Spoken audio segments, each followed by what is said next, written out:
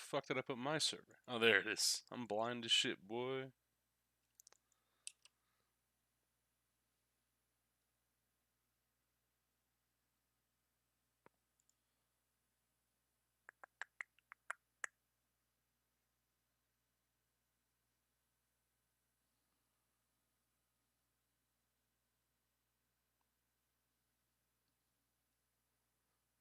Oh, dashboard wasn't showing my fucking bitrate for a second. I was like, what? What do you mean I'm not live?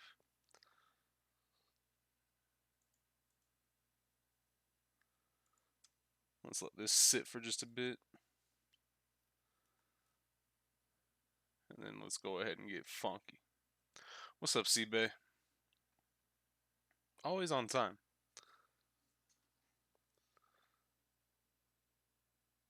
New login to Twitter from Chrome on Android. That's on purpose, Twitter. Thank you.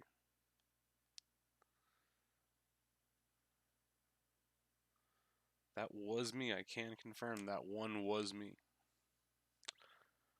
Alright, but that's not what I wanted to pull up. This is what I wanted to pull up. There we go. Let's go ahead and get it started. Doing the imprison. We can start it from the beginning, actually. We can watch that cutscene again.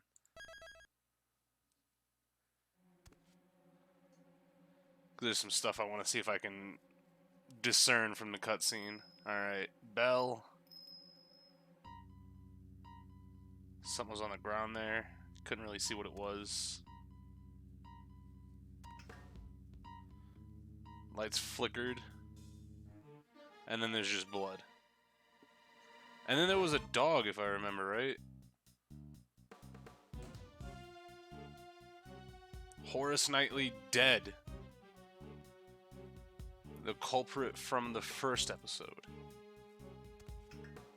Lights flickered again. Some more. And then the bell again.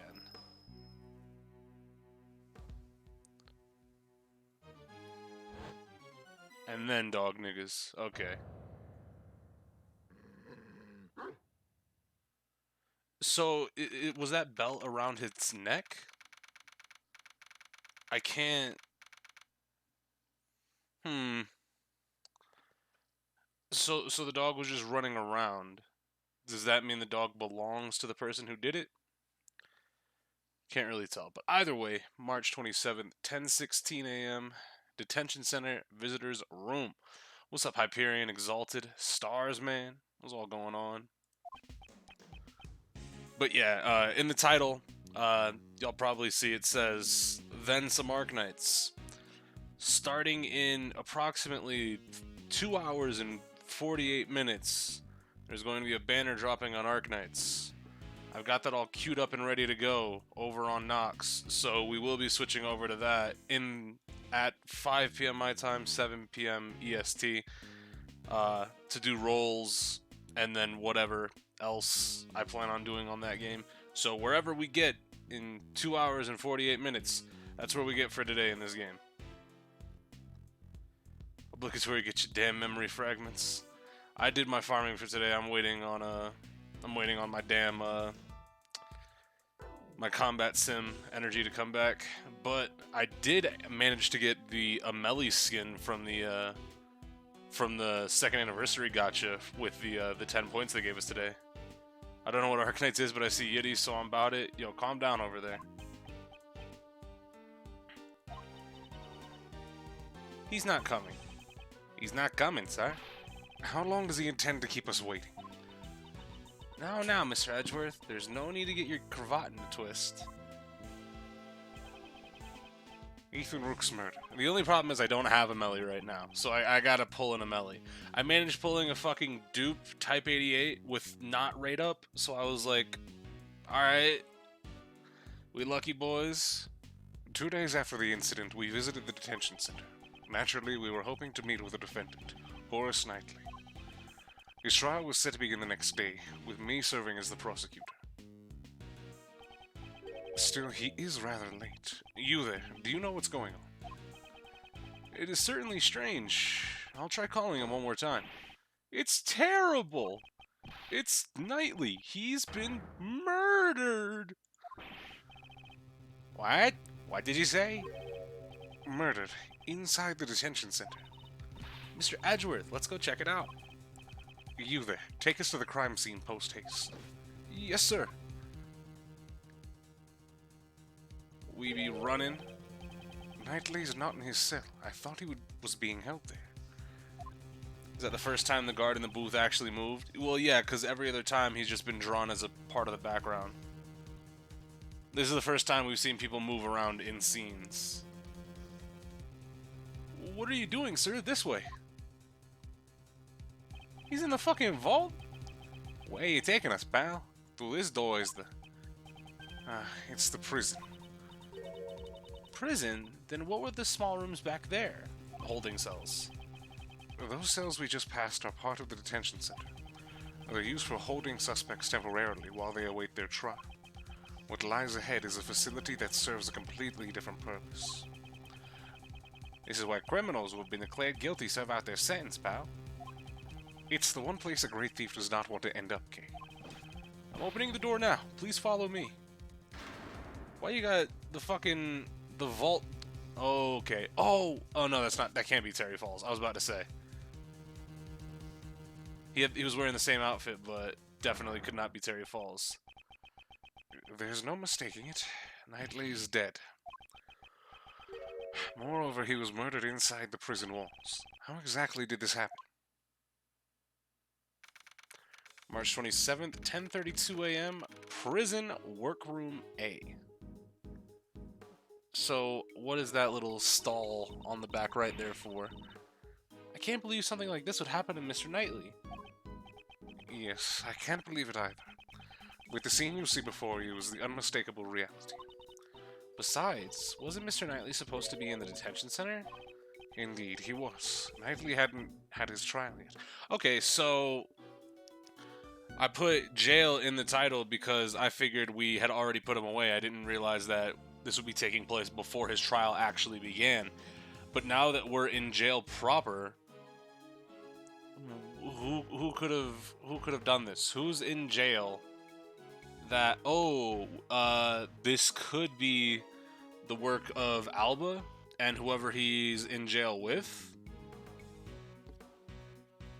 That's interesting to note.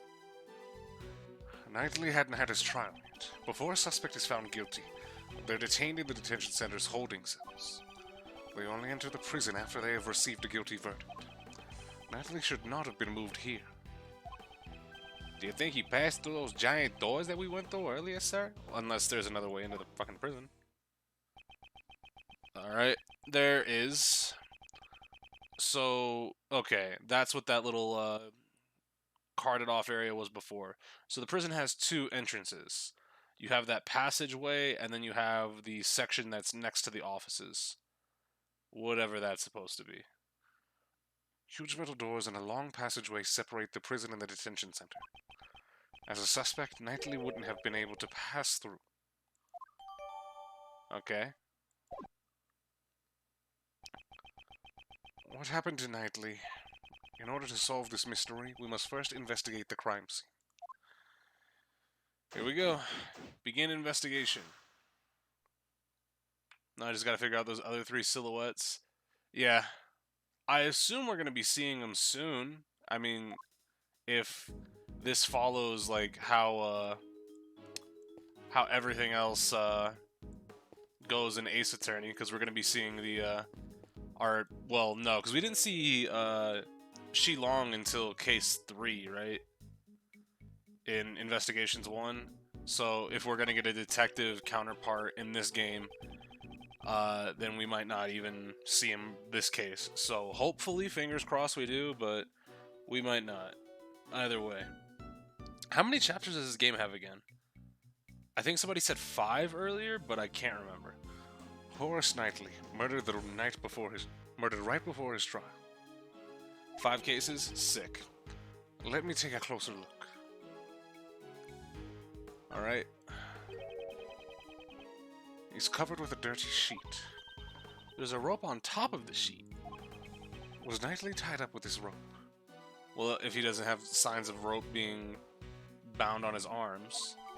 I doubt this is only chapter 2, right? Yeah, chapter 2. So I hope we get to find who our detective counterpart is, unless they just do Shilong again. Let's take a look under the sheet. We might be able to find something. Although I think with Shilong, his silhouette would be easily recognizable. Yikes, this sheet is bright red. These appear to be bloodstains. Okay.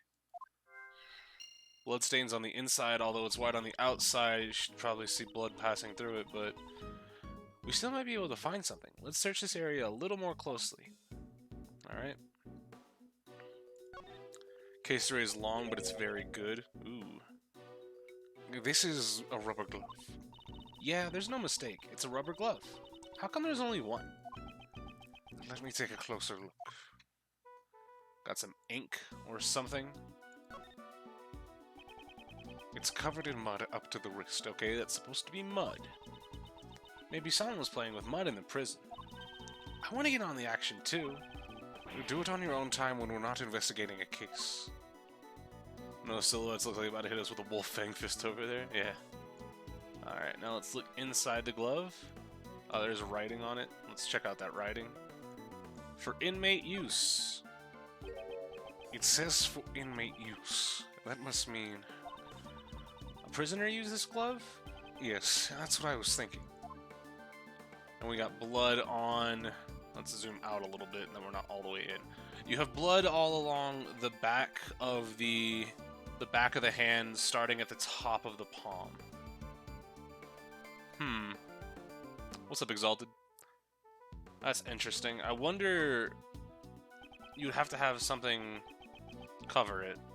You recognize them? Well, now that they're on the top screen, I assume they're a little bit more distinguishable, but yeah, no, I don't recognize none of those people. Dude on the left looks like Looker. Yeah, he looks like a fucking private eye. We have a fucking composer on the far right and a dancing lady. I have no idea. This glove was dropped after the pool of blood formed. Why is that? If it was on the floor before the pool of blood had formed, the blood would have formed an outline around the glove. I see Apollo in the corner. He's just chilling. He's waiting for his time. The blood would have only gotten on the edges of the glove. His forehead is not that big. You leave him alone. This glove was discarded after it was covered in blood. That must mean the killer left it behind. Indeed, it's highly probable. At the very least, the person who dropped this saw the body. You there. What is it, sir? Do you recognize this glove? Yes, sir. The inmates use these for prison labor. That's odd. Rubber gloves are usually kept in the inmates' rooms. That's a terrible idea. They are strictly regulated, so you can't just take them out. Indeed, there are no signs of any of the rubber gloves in the room. Ooh. Rubber glove data jotted down in the organizer. Alright, what's this little case? Or wallet? Or... what's this? Mr. Edgeworth has something similar in his office. It's a portable chessboard. Oh, that's fucking... it's a portable chessboard. It was probably the victim's. Okay. Ah, Mr. Knightley enjoyed chess, right? I'm a little bit concerned on how they... well, no, because he didn't go to jail. I gotta keep that in memory. He didn't go to jail. He was being held in the holding cells. So he should have... no, because they still would have taken his fucking belongings. Yeah, because he was awaiting trial. They would have taken his shit. He was probably using it to pass time in the detention center. But either way, folding chessboard. We should be able to open it up, though. Fuck, I didn't mean to click it again. Alright, let's check out his marshmallow around his neck. Ah, the blood from his neck has stained his brace bright red. The cause of death was most likely from his neck wound. He probably died instantly. He couldn't even cry out in pain. There are small bumps on his head. Are these bruises? Maybe after he was stabbed in the neck, he fell back and hit his head? I wonder, at this point in time, there are too many unknowns. Okay, do you have your digital camera with you? I'd like the detective to take a photo of the body. Would you let him borrow it? Sure thing. Here, Gummy. Thanks, pal. Alright, I'm taking the picture, sir. Still, he's wearing some awfully dirty clothes. There appears to be dirt stains in several places. Yeah, like all over his fucking shirt. Alright, cause of death, penetrating wound in the neck, died instantly. Covered in dirt, there are small bruises on his head. He's even wearing those clothes. He's wearing those clothes even though they're dirty. He's just like me, sir. Detective, I hope you realize that not everyone shares your lack of hygiene. Taking pictures sounds like someone is going missing later. Uh-oh. Alright, anything in your hand? There's something on his finger. Let's have a closer look. Oh, it looks like an expensive ring. Don't steal it. Oh shit! Oh shit! Rayquazi with the 2 months. Welcome back, brother. Thank you very much. Rayquazi been lurking, if not talking. Or being here. But thank you very much, brother. Appreciate it. Thank you for sticking with the family. I didn't do anything yet. Alright. What do we have in logic thus far? I don't think we have anything, do we? We have the bloody sheet, and that is literally it. Alright, but... Is that pretty much all we have? It looks like it. Unless I need to look at the rope. Blood from his neck. Yeah, no, that's the body still.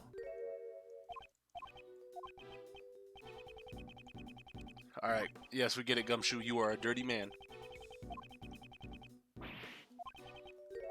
Alright. Yikes, this sheet is bright. Yeah, okay. We got this too. I was trying to see if I could look at the rope.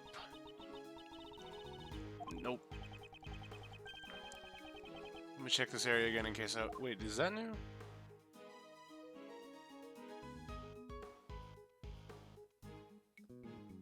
Well, let's see if we can go get something new then. Well, there's rope and a sheet here. Looks to be the same. We won't rest until we've stolen every suspicious-looking nook and cranny. Indeed. This is quite a large area to investigate. Press the Y button to switch screens. Okay. Also, shout out to Kay doing fucking Edgeworth's inner monologue. Hypers, what's up, Sosa? Alright. Well, we got this cage.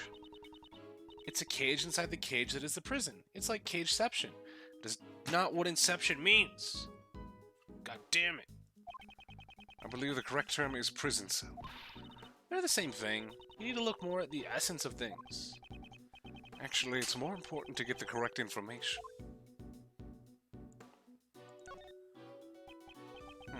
It's a pulley. Is that used for prison labor too? It looks like it. There's something I want to ask you. Don't even think about dangling on the hook. How did you know that's what I wanted to do? Come on, Kay. Somehow I had a feeling. Alright. Oh, wow, that's a little bit unsettling. A fucking... Is this a whip? Those are some colorful sheets. Well, fuck me. They're the most eye-catching thing in this room. They don't fit in with the prison. There's a whip placed on top of the sheets. Okay, there we go. It reminds me of the whip lady. Maybe she left her whip here? I doubt she'd ever leave her whip behind. Yes, she would never do that. Alright, so we have tied up rope as well. So the rope and sheep came from here. There was a rope near the body as well. By the way, my special talent? If it's about rope escapes, there's no need for that now. Aww. Does she want to show it off that badly? Alright. Well, logic time. Bink. Bink. Not only that, it looks pretty noose-like. Yeah. But why would you go through the trouble of tying a noose if you were just gonna stab the fucker anyways? The sheets stacked have a very distinctive pattern. It's the same as the bloodstain sheet.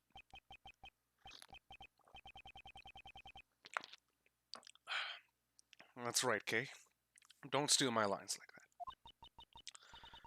Mr. Edgeworth, you shouldn't get caught off guard like that. I'll never lose my edge as the great thief. I thought she was on hiatus. Alright, bloodstained sheet data jotted down. It's kind of weird that he didn't jot it down before, but go on. Well, we've collected quite a bit of evidence. With the three of us here, it's a piece of cake, right, Gummy? That's right, pal. We're the invincible trio. It's too early to start celebrating. There is still something we haven't found yet.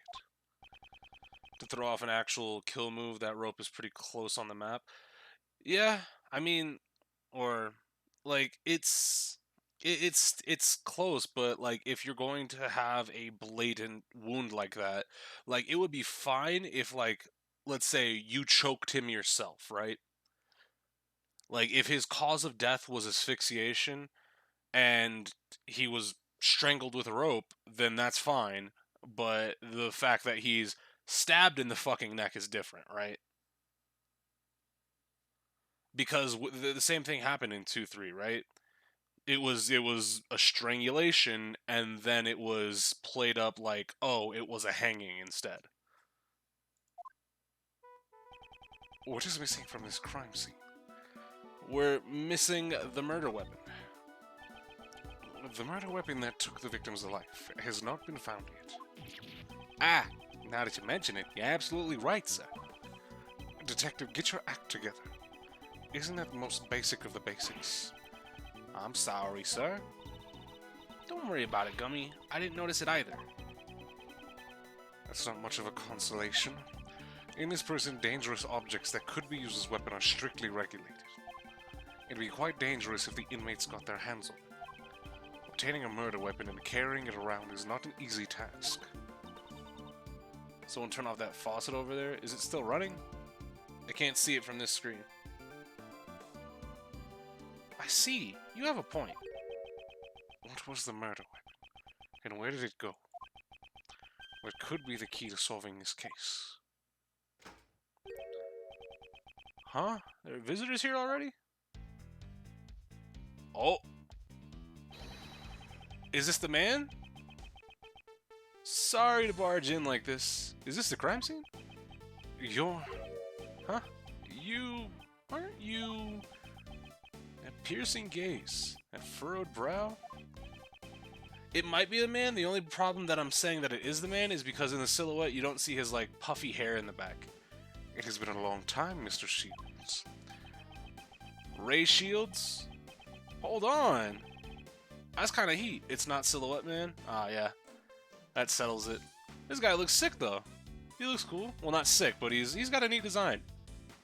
This looks like a man. This looks like the homie.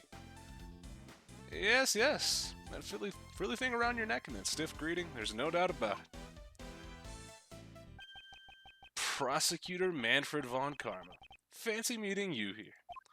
What? Wrong, nigga. What? Wrong one. What are you saying, pal? Mr. Edgeworth's not that old man. Detective, it's fine. Oh, it's you, Prosecutor Edgeworth. I thought you looked a bit young. You two are so similar. Looks like your Uncle Ray got you two mixed up again. You never change. How many years has it been since we last saw each other? Already forgotten. Your Uncle Ray has been overseas these past few years. Oh god, he's been in Europe too. No! He rocks the afro with a fedora? Yeah. The man in the silhouette has a trench coat? That is true as well. But you know, there's something I haven't forgotten about you and your betrayal. What are you talking about, homie? I'm getting some bad vibes over here. Do you know this guy, Mr. Edgeworth? Allow me to introduce him to you. Raymond Shields, attorney at law. Oh! Defense attorney!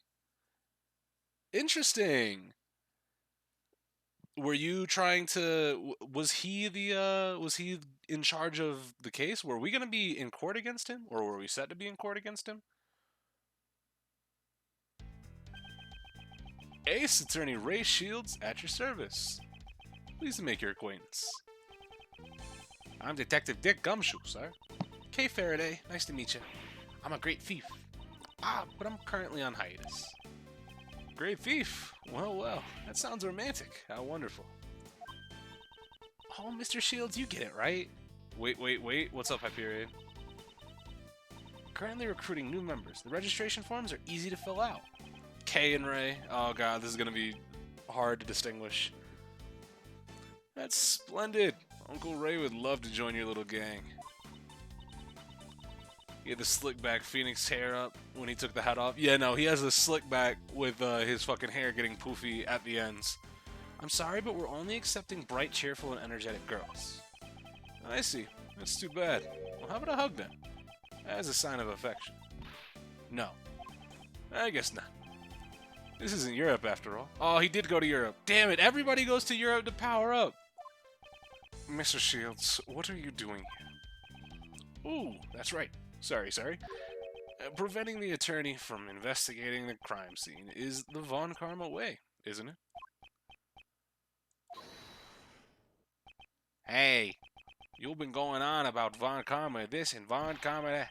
What's your problem, pal? It's just the fucking Prosecutor way. It's not even the Von Karma way. Hold it. Detective, restrain yourself. This can't be helped. So did you hate fucking Von Karma? Game ain't gonna mix me up with this one. There's no way that this is fucking Phoenix Wright. The face looks nothing like him. Also, he has a goatee. Europe is literally the hyperbolic time chamber of Ace Attorney. That's correct. Mr. Shields, are you the defense attorney for Horace Knightley? That's right. Or should I say, I was his defense attorney. Mr. Shields is the defense attorney. If Knightley had not been murdered, I would have been going up against him in court. Alright, there we go. I should listen to what he has to say. I see that boy P. That's not just a boy, that's the boy. Alright. What you got for me, Mr. Ray Shields? Defense attorney. Since you received a request to represent the victim, that must mean... Yep, your Uncle Ray was supposed to meet with Knightley, boy. As was I. I had planned to meet with him, but then we heard the report of the dead body. I even brought him some California roll. Okay, that's pretty sick. Nice sushi. Mr. Shields, you can't bring food into the detention center. I wonder if they were going to change that for the localization. I even brought him a burger.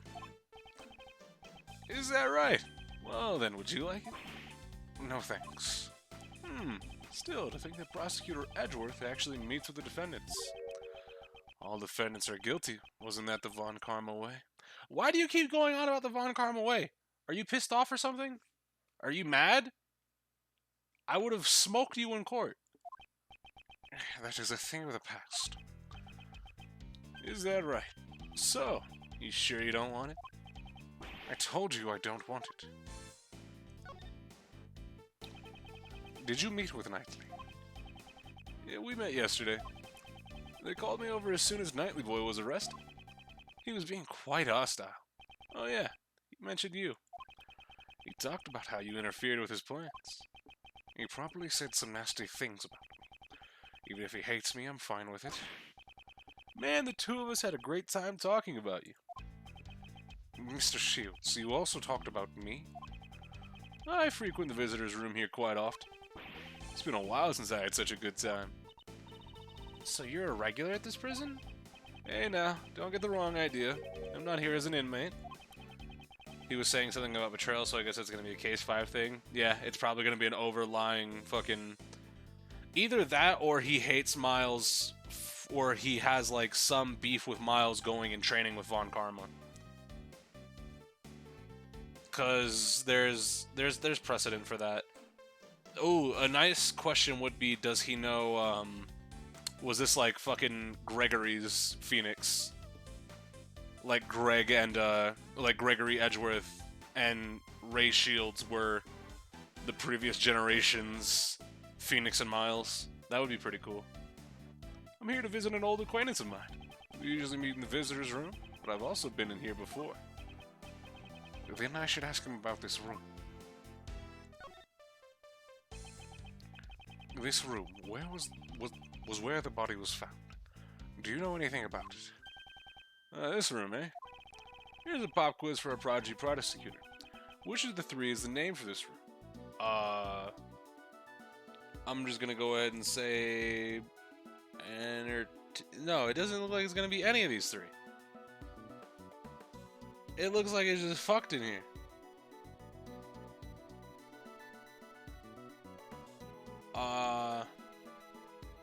Fuck it, entertainment room. The entertainment room? Wow, Prosecutor Edgeworth sees this place as his entertainment room. And why not? There are plenty of toys here. Well, let's reveal the correct answer. Prosecutor Edgeworth's answer is... wrong. The correct answer is the workroom. Yes, you didn't give me that fucking option, dickhead. All three choices were wrong. I hate it when he does that. The inmates carry out various kinds of prison labor in here. It also serves as a rehab program, allowing them to receive job training in prison. So, how do they monitor this room? What's up, Paladin? Or the fact that Greg got bodied by Von Karma, Edgeworth chose to become a prosecutor rather than learning from Ray to be a defense attorney? Yeah. Drawing lines, but there's definitely some parallels there. I just view him as being either friendly or competitive with Gregory.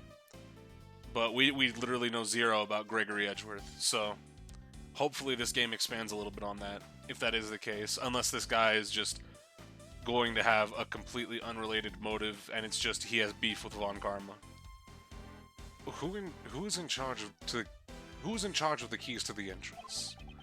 Prosecutor Edgeworth. Even your Uncle Ray doesn't have all the answers. Hey, you there. Could you tell us? Yes, sir. This room doesn't use any locks and keys. Instead of locks, the doors are equipped with sensors. What do you mean by that? All the prison inmates are wearing electronic bracelets. And if they don't go into a room where the door has the number of their digital route, they blow up. When a bracelet passes through the door, it activates the sensor and... an alarm will sound. After a certain amount of time has passed, the bracelet will emit a painful shock. Okay, a shock. If the bracelets are tampered with, it will emit an electronic shock three times more powerful. Eh? That's terrifying. It's to ensure that the inmates follow the rules, although it seems a bit harsh. That's why whenever an inmate goes through a door, a guard has to accompany them. When they get too far from Toa City, they explode. Yeah. Fucking digital. I might go. I kind of want to. People have been talking about Boat Game to me recently, and Pony Chord and shit like that. So I might go back and might read up on the actual, or watch like a playthrough on 999, so we can move into Virtue's Last Reward. Because as cool as I think some of the characters in 999 are, that art style is rough, and Akane just wants to talk about fucking ghost shit and boats for too long, so I don't know about that. And that's that. Did any of the inmates use this workroom today? In the past few days, no one has used this room. I'm sure of it. So not one inmate has entered this room today. Door sensor data jotted down in the organizer. Alright. So nobody came in the room today, but that's only with a sensor, right? He obviously didn't have a bracelet on because he wasn't an inmate here. Could this be the doing of no, Shelly the Killer couldn't be able to get into the... Well, no, let me rephrase that. I don't think Shelly the Killer could have been able to get into the prison and sneak out undetected completely. That owie mode is nice. Where'd you get it from? If that's the case, it raises a contradiction with the crime scene. There is something in this crime scene that should not exist. In the entire fucking body? I will use my powers of deduction and inspect the crime scene again. Alright.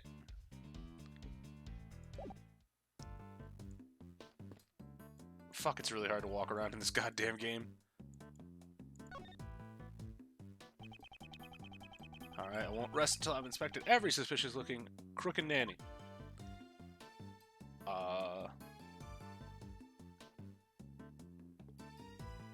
It's probably gonna be the glove, because an inmate had to come in here too.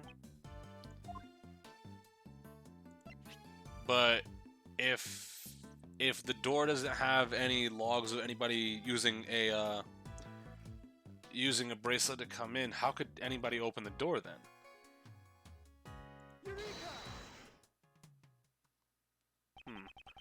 The inmates cannot freely enter this room, as they're wearing bracelets that set off the sensors. According to the guard, it seems that no inmates were scheduled to enter this room today. However, a rubber glove used by the inmates was left in here. That is a direct contradiction. Then who left this rubber glove in here, sir? I don't know, yet. However, it seems that this rubber glove is connected to our case. Investigation. That was pretty fucking easy. Guard, aside from the inmates and prison guards, does anyone else have access to this room? Oh, well, this is a prison facility after all. Only inmates and prison guards come here. Mr. Shields? Oh, he doesn't have a voiced fucking hold it or objection? What are you saying?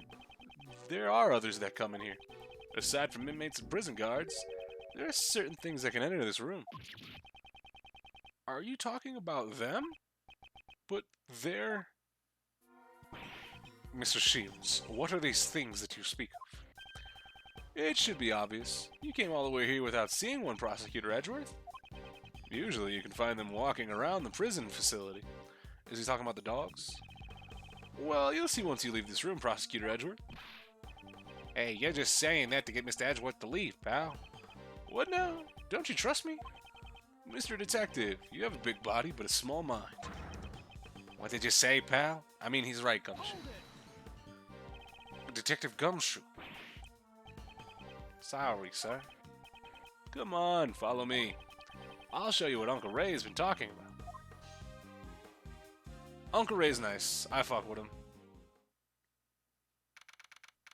March 27th, 11:06 a.m. Prison hallway. This place is a little different from your... Is that a fucking miniature pony?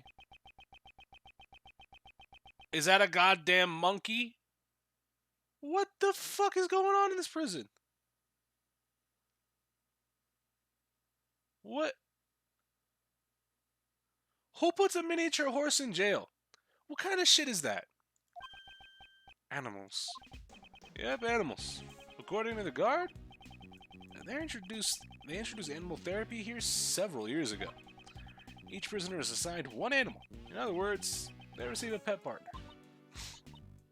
Imagine you get into a sentence and you get the really old animal and the animal dies. That seems kind of fun. Plus, learning to take care of their pet is a great qualification to have. Ah, so you mean that workroom? Okay. That would explain the little fucking, the little, like, area with the dirt. So Black Quill got a hawk. So then the thing you mentioned that could enter the crime scene is... Right, these animals. But that doesn't make any sense, pal. Why would an animal leave behind a rubber glove? I fuck with Ray. Ray's nice. Quite right, but the fact remains that they could have entered the crime scene. Mr. Edgeworth, can you please talk some sense into this man? Mr. Shields, are the animals allowed to go wherever they please? Most of the doors in this prison are fitted with sensors. Sensors not only sound an alarm in response to the prisoner's bracelets, they also respond to the animal's microchip, and the doors open for them. Microchip? It's like a tiny machine embedded under the animal's skin. All it takes is a simple injection, and the microchip is inserted. That sounds painful. I've heard it's not that painful. But anyway, since the animals aren't criminals, they are allowed to move around freely. How ironic. The ones with the most freedom in this prison are the animals.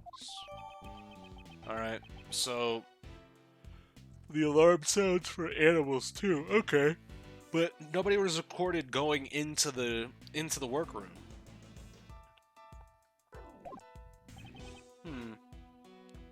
See, that's one thing I like about these investigation games right now is that the mystery they pose about certain aspects of their murder are really good. Like looking at it, like there's how the fuck am I gonna just run into a crime scene and figure out how somebody got there?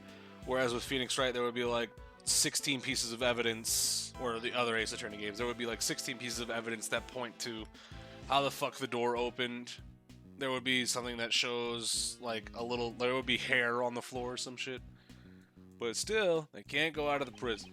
Prison's entrance does not have a sensor. Oh? Dog. What's that? Is that a bell? What's that?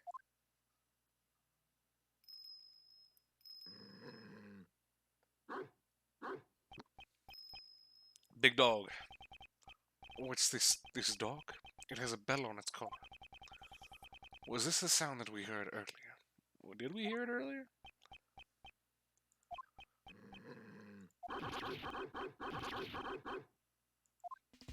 Someone sample that and make a beat. Mr. Edgeworth, why are you glaring at each other? I mustn't lose. Edgeworth. Mr. Edgeworth, you're not good with dogs, are you, sir? I'll tame that dog myself. Here, boy. Here, boy.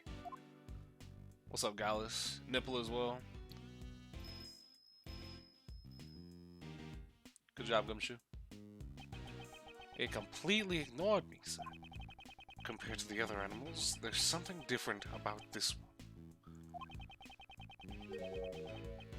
No, damn well no one here is. What are you trying to say? We're in prison. I just passed a stream where they said I'm gonna squat every day for the next 5 years to get a butt. Like, okay. Niggas is weird. I'm sensing a great hostility towards me only. Well, now that I've introduced you to the animals, what's next on the agenda?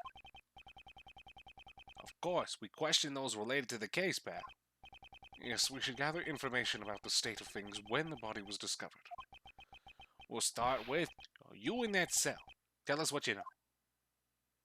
Yeah, no, people in prison are going to be really eager to cooperate in the case. Alright, hello, prisoner. I thought it would be neat for them to introduce, like, or not introduce, but show characters from past cases. He's completely ignoring me, sir. You there, do you know anything about the incident? Yeah, you're gonna snitch in prison? Also noted Twitch is neat since it shows up time. Yeah, that's pretty nice of them. He's scary. Don't be so cold. Come on, you can talk to us. Or how about an introductory hug? It's time. What was that? Sorry, was Uncle Ray's joke a little too much? Dog. Oh. Exercise time. Yo, this guy's sick. Little bear buddy. He's boxing with these fucking ball and chains on. This man is clearly odd. I need to get some answers from him. Your name is... Me? I'm prisoner D259. Jailbird. Fucking Christ. Why are you like this? Gotta raise my metabolism. Can't let my muscles rest. Muscles aside, it looks like you've lost a lot of weight. Half of the match is won even before it has begun. Yeah, gotta make back the weight limit. Are you entering some kind of tournament? Perhaps as a boxer. Yeah, I'm a former boxer, but exercise is just a hobby of mine. Well then, it sure looks like it's the bear's hobby too. He's hanging on like an apron. So cute. This is Rocky the polar bear. Dog, I hope this guy is completely innocent. As a matter of fact, get him and Rocky out of jail. How did you guys get a polar bear? What kind of shit? He's loosened his tongue. Maybe we can try asking him now. Where were you and Rocky at the time of the incident? I don't know anything. I got nothing to say to you. That's for me to decide. Now, answer the question. Didn't I just tell you? I know nothing. Yeah, no, that's about right. He has no intention of talking. In that case, you got no choice but to use that. Yes, if he insists he has nothing to do with this, then we'll just have to prove that there's a connection. Mr. Elbert, by all means, you will tell us what you know.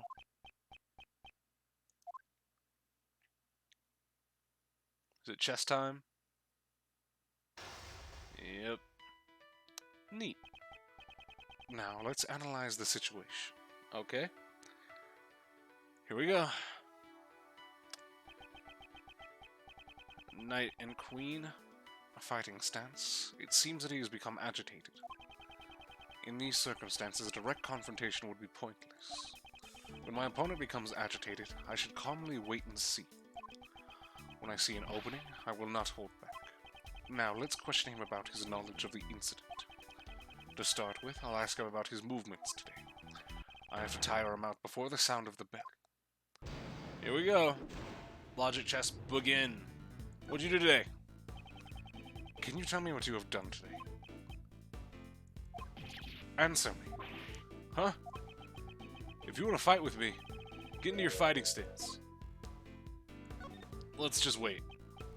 Let's not try to fucking box with a guy that has a bear hanging off of his chest. What? Are you throwing in the towel already?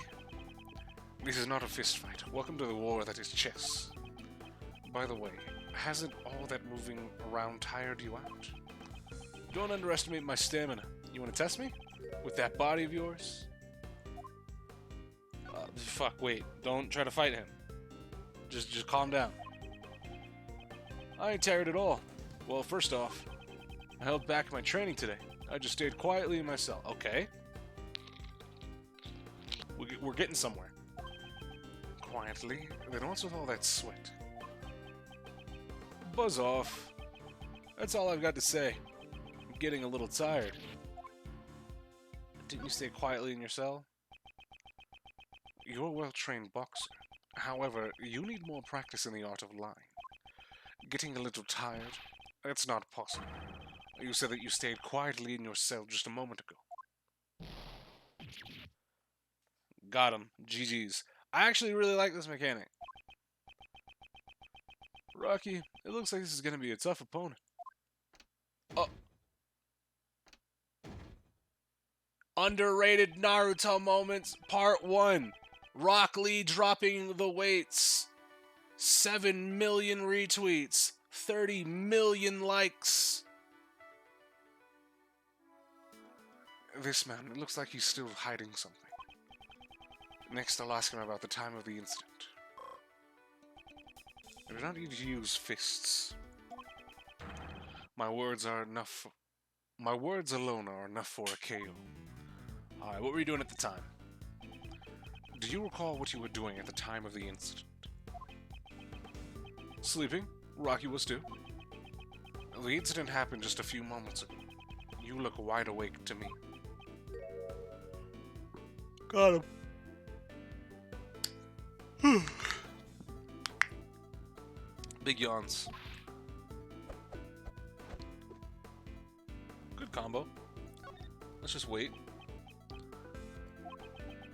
Muscle strengthen while they're resting. Sleep is important. Well then, I'm sorry to have woken. Rest is a part of training, right? Oh. So you get it after all. Not bad, Mr. Prot. How do you know I'm a prosecutor? Hey, actually. Oh? I don't recall ever introducing myself as a prosecutor. How did you know? That's the conversation we had when we first entered this room. Were you by any chance eavesdropping on us? In that case, there's no way you could have been asleep. Big yawns. Got big wins and big yawns. You lied to us. Damage to the queen. Got him. You got me there. You pack a nice punch. Yeah, I lied about sleeping. So what? I was just exercising in his room. So did you notice anybody go towards the workroom? Blue tracksuit next to emote. I mean, if we end up getting another emote slot, then most definitely. Blue tracksuit niggas is vital. You got a problem with that? Well, I know now that he was awake. I should remember this clue.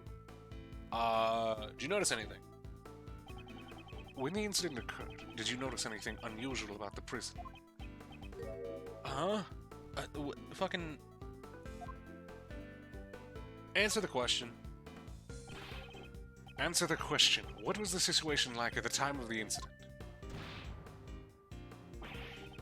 Sorry, but I got no answers for you. Okay, well, given the fact that my pawn didn't bounce off, I think that's good. I was asleep then. Rocky was too. You told me you weren't sleeping. You said you were exercising. Let's try using that clue. Yeah, weren't you exercising, dickhead? Stop telling such an obvious lie. Didn't you admit it earlier? You were exercising. Yeah. Looks like your state of counter. Your back's against the ropes and there's no way out. Just confess already. Hey, quiet down a bit. If outsiders like you make a racket, you'll frighten the animals again. Again? Ooh. Shouldn't have just said anything. You've been persistent. However, I'm afraid you are about to hit the mat. You said again just now. Did something happen earlier to frighten the animals? Take jabs. Damn it! How could I have gotten sucker punched like that? Yeah, it was this great scream back then. It startled the animals. Dang, I never would have lost in a real ring. Checkmate. Impact font. Not because it's actually impact font, but that font is impacting. Shake that head. Yeah! I believe this proves that you do know something about the case. Damn, okay. I'll talk. You did it, Mr. Edgeworth. Don't lose focus, Kay. The real game has just begun. Hold it. Let's just stop for a moment. Uncle Ray's got one important thing to say. It must be fate that brought us together after all these years. I have received the opportunity to observe your skills carefully, and I'll be giving a detailed report to that person about how much you've grown. Ooh, who was that person? Who is that person? You didn't know? The truth is... Oh, fuck off. This doesn't concern Kay. She doesn't need to know how. Or she doesn't need to know. You did actual damage to him. If that doesn't prove that Edgeworth's stand ability, I don't know what does. Godlike. Whoa there! You scared me. Don't get so worked up. You can do what you like. It doesn't matter to me. How you've been leading your life ever since you were tainted by the Von Karma way. I haven't been tainted, motherfucker. I just dress like him. That's it. And these clothes kind of wavy, in case you ain't noticed. That's it. You sure? Maybe you don't remember. I helped put him away. I'm sure that person would be interested. I feel it's important. I feel it's my duty to report it to him. There's no way. No. It can't be Gregory Edgeworth. There's no way in hell. Like, that guy is dead as hell. But who is he talking about? I'll expose your mistakes here. I won't let you disappoint him any further. Mr. Edgeworth, just what are you guys talking about? Don't concern yourself with it. Our only opponent now is Edgeworth. Well then, let's hear it. What do you know about the case? Pronouns are actually cock-blocking. I hate pronouns. Just refer to me as that nigga. You're gonna be sorry. Oh, testimony time. About the incident. Recreation time ended around 10 a.m. Did we get TOD on the body? No. Because we got the notification that the body was there at 10:16, right? That's when the guard ran in the room. So, rec time ended at 10. So that gives us a time frame of about 15 minutes or so. I returned to my room and went straight to my training. Just as I'd counted to 2, I heard a voice shout out, "Arg, I've been stabbed." What are you gonna do, stab me? Quote by Horace Knightley. It sounded like someone in pain calling out for help, but oh no, wait, no, he can't have shouted out, "I've been stabbed," because the person got stabbed in the fucking throat. It sounded like someone in pain calling out for help, but I couldn't do anything since I was locked up in my cell. So I'm back to my training. That's odd. You really weren't bothered by that shout. Even if I was, there was nothing I could do. Look out for number 1 before you look out for the others. That's the basic rule in prison.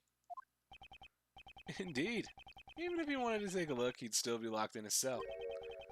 Is all that training equipment yours? You seem to have quite a collection. I get them from the supplier. Don't mind if I shuffle post real quick? Yo, what are you gonna do? That sounds dangerous, Gallus. Supplier? You can get just about anything if you put in an order. It's our secret shop. That's quite convenient. So, if Uncle Ray wanted a cute girl, in that case you should order a book on how to give a testimony. Because I'm going to knock you down for the count in 1 hit. You're gonna KO me. Stop kidding around. Hey! Don't ignore your Uncle Ray. Alright. Yeah, there's absolutely no way you heard somebody, or the person you heard that scream, "I've been stabbed," was not that person. So, let's go ahead and talk about that a little bit. Shake. Yeah. Mr. Elbert, can you hear my voice clearly? Jay Elbert was the boxer chauffeur who fought back when he was... No. Stop that. He did not fight a man with a polar bear cub hanging off his chest. That's sauce. That's crazy amounts of sauce, by the way. Why, you mocking me? The victim received a fatal blow to the throat, which means he couldn't possibly have screamed. Here we go. So why did you hear a non-existent scream? There should have been a scream. There should have been. Dang it, I ought to rip that smug look off your face. Also, I'm going to make the doctrine soon. It's going to be the, one of 2 stream rules. Posting shiz emotes gets you banned. I don't know what this is going to get into effect, but you're going to post better motes while you're in here, okay? You're going to post good motes. Yeah, you're right. I never heard a scream. The one who heard it was the guy in the next cell. The next cell. Alright, well, we're done talking to this guy. All of them, yes. You will post good motes.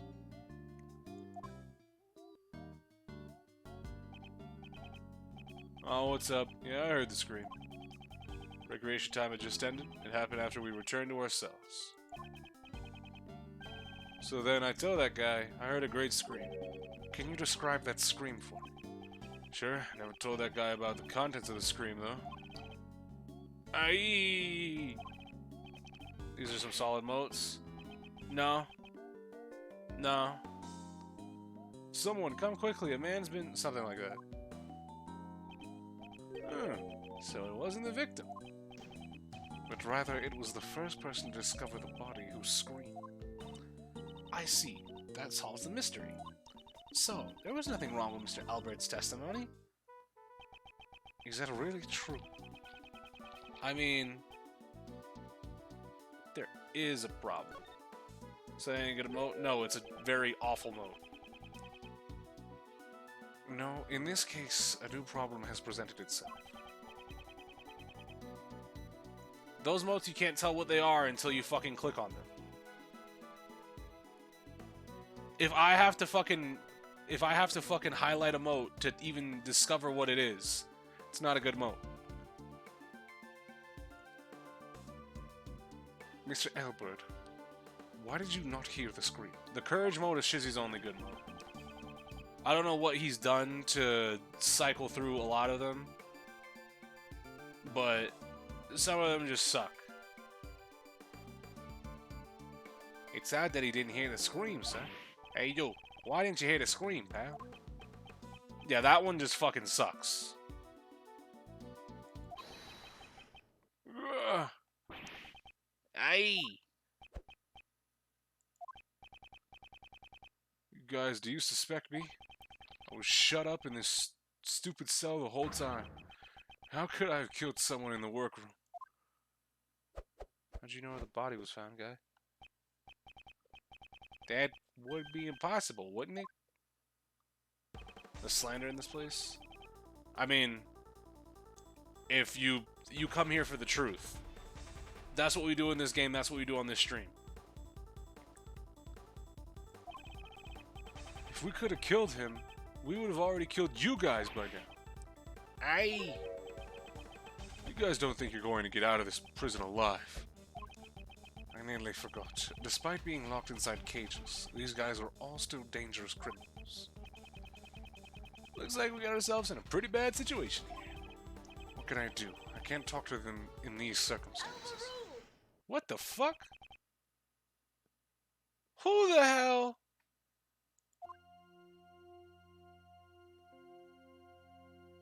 Well.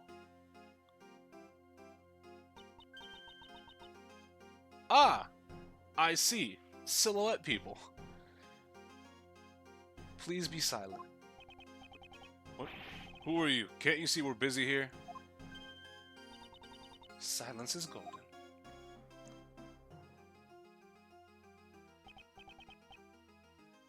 What the? What? She's got a mallet. I'm getting me mallet. Jesus Christ. Now, your hands. No, he's a boxer. He needs those. Oh, wait. Is she supposed to be a judge? You shall remain silent while under the judgment of the law. You should be thankful. You get to live your life without the need of money. You are to receive the blessings of the goddess of law.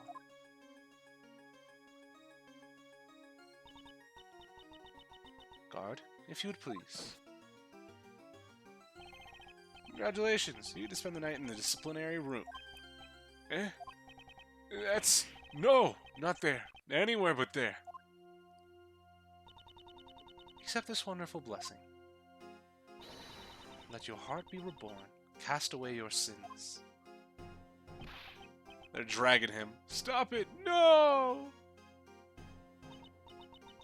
Oh, goddess of law, give this man your blessings. I thank thee. Rocky's fine. You are... My name is Justine... Justine Courtney. I'm privileged to be a judge. Yep, an emissary... Okay, and so I assume the person next to you is the defense attorney.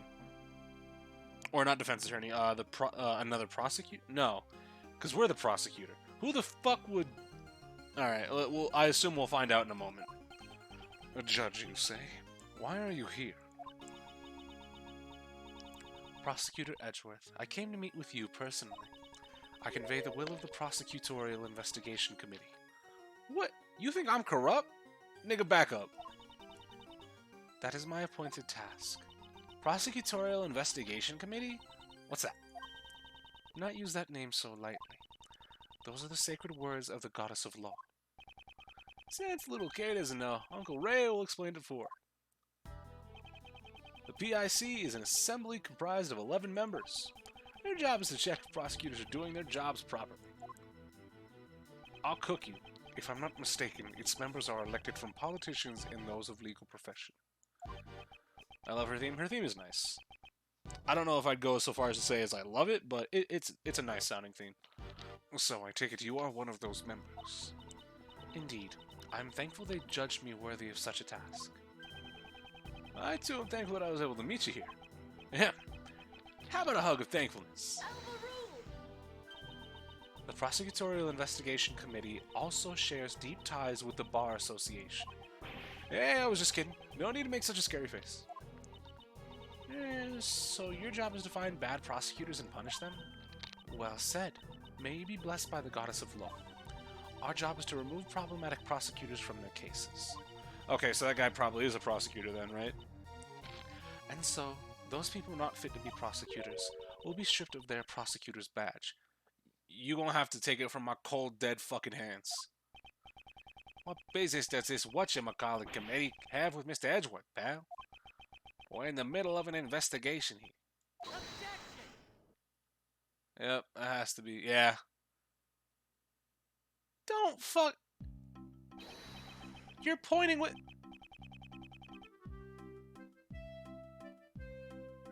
Who do you think you are? I am.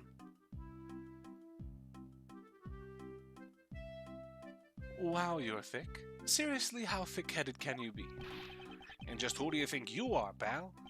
Me? I'm a prosecutor. Sebastian the Best. You ain't shit. Haven't you heard of me? At the prosecutor's office, everyone calls me the best. Ah, I'm so beloved there. I've never heard of you. Talk to him. Talk to him, Miles. Hey, you, Mr. Flatfoot. You've heard of me, right? This is the first time, pal. Oh well, it can't be helped. There's no way someone who's so thick on the intake could have good ears. Jesus fucking Christ. Chris is a big fucking nerd. Damn. It's not like you audibly typed in clearing your throat in the chat, you fucking loser. Now who's the big nerd? Look at you. Don't you mean slow on the uptake? I suppose it's only natural as Sebastian only became a prosecutor last month. He's just a rookie prosecutor. Right. The best rookie prosecutor in the office. Oh shit! Oh shit! Oh shit! Dennis, with 3 months, another Hajime boy. Proper. Thank you for the resub, Dennis. Thank you for sticking with the family. Much appreciated, brother. What's good? Nothing much, Josh. Just chilling for today. We got another technically 1 hour and 45 minutes till this Arknight banner. Look at his cowlick. You mean his shitty Ahoge? Or so he plans to be. He's got a question mark Ahoge. This guy sucks. Mr. Edgeworth, I'm here to clean up the mess you made. What do you mean? The PIC intends to have me replaced. That much is clear. Mr. the Best, I know what you're trying to say. However, I have not been informed of this. Your Honor, I would like an explanation. Very well. This judgment has been passed under the name of the Goddess of Law. You really like this fucking goddess. The incident at the President's welcoming event and the murder of Horace Knightley. The Prosecutorial Investigation Committee has decreed that you will be taken off this case. What? I'm gonna fuck y'all up. And Sebastian has been appointed to take over the case. That is all. What? Nah. Nope. You can't just take him off the case like that, pal. Your Honor, I thought I asked for an explanation. The judgment is guilty. The Goddess of Law's verdict is absolute. I have done nothing to warrant being taken off this case. You don't remember? Very well. In that case, I shall remind you of your past crimes. You boarded the President's plane, which is protected by extraterritorial rights. And then, of all things, you ordered a search of the President's personnel. And the nigga was guilty, wasn't he? Or did you forget that little tidbit? Did you forget I was right, nigga? Shut up. Can we swap Goddess of Law with a Tua? I mean, we definitely can. A single mistake could have sparked an international incident. It's good I didn't make a... Yo! Warhammer! You crossed the line as a prosecutor. You've gravely overstepped your authority. I'll admit my actions may have gone against the rules. However, if I had not taken that risk, I'm certain the truth would never have been found. I'd never considered my actions as a mistake. So you're saying that as long as the ends justify the means, it's all right to ignore the rules. That is an extremely dangerous way of thinking. It's also correct. No one is above the rules. That is the spirit of law. I'm sorry, but I cannot accept your way of thinking. I see. That's a shame. Even so. The gavel must slam down at the conclusion of a trial. Even if you, or the defense attorney, or the suspect do not consent to the verdict, all you can do is accept the blessings of Atua. Or will you fight it and risk losing your badge? She means to take my badge if I don't obey. Ah, that's too bad. It seems you understand. Now then, guards, please proceed. Hold it right there. Hey, what are you doing? Aren't you supposed to be on our side? You should listen to the new prosecutor in charge. The goddess is actually Themis. Yeah, isn't she the god of judgment? I don't want to work for you, pal. But isn't that the job of a flatfoot? We're at an overwhelming disadvantage here. It's useless to resist any longer. Detective Gumshoe, you are now under Mr. DeBest's authority. But that's... Your Honor? Yes, what is it? This does not mean I have accepted your decision. We will meet again. Certainly. I look forward to that day. Let's go, Kay. Yeah. Wait, don't forget. Oh, is that Parrot who I think that Parrot is? Is that fucking Polly? I'll be reporting today's events to that person. Can't wait to figure out who the fuck that is. To be continued. Yeah. They locked my nigga Polly up. He was innocent too. Damn bastard. March 28th, 9:45 a.m. High Prosecutor's Offices, room 1202. Thought you already saw it, so I didn't mention it. Mr. Edgeworth, just what happened yesterday? Those two people, their attitude was just unforgivable. Yeah. Clean up the mess I made? I was right. The president fucked with me. Sebastian sucks. I do fuck with Justine's design though. As far as like a judge outfit goes, it looks really nice. Judge Courtney and Mr. DeBest. They were certainly ruthless. What I'm more concerned about is... just what is the PIC thinking? I'm worried about what they will do from here on. I have a bad feeling about this. Hey, Mr. Edgeworth, are you listening to me? Yes, I'm listening. You're not gonna give up on this case, are you? No, I don't plan on backing down, not with the current situation as it is. If I were to silently stand by, that would only validate their claims. Quarantine got you backed up down there, huh? Yeah.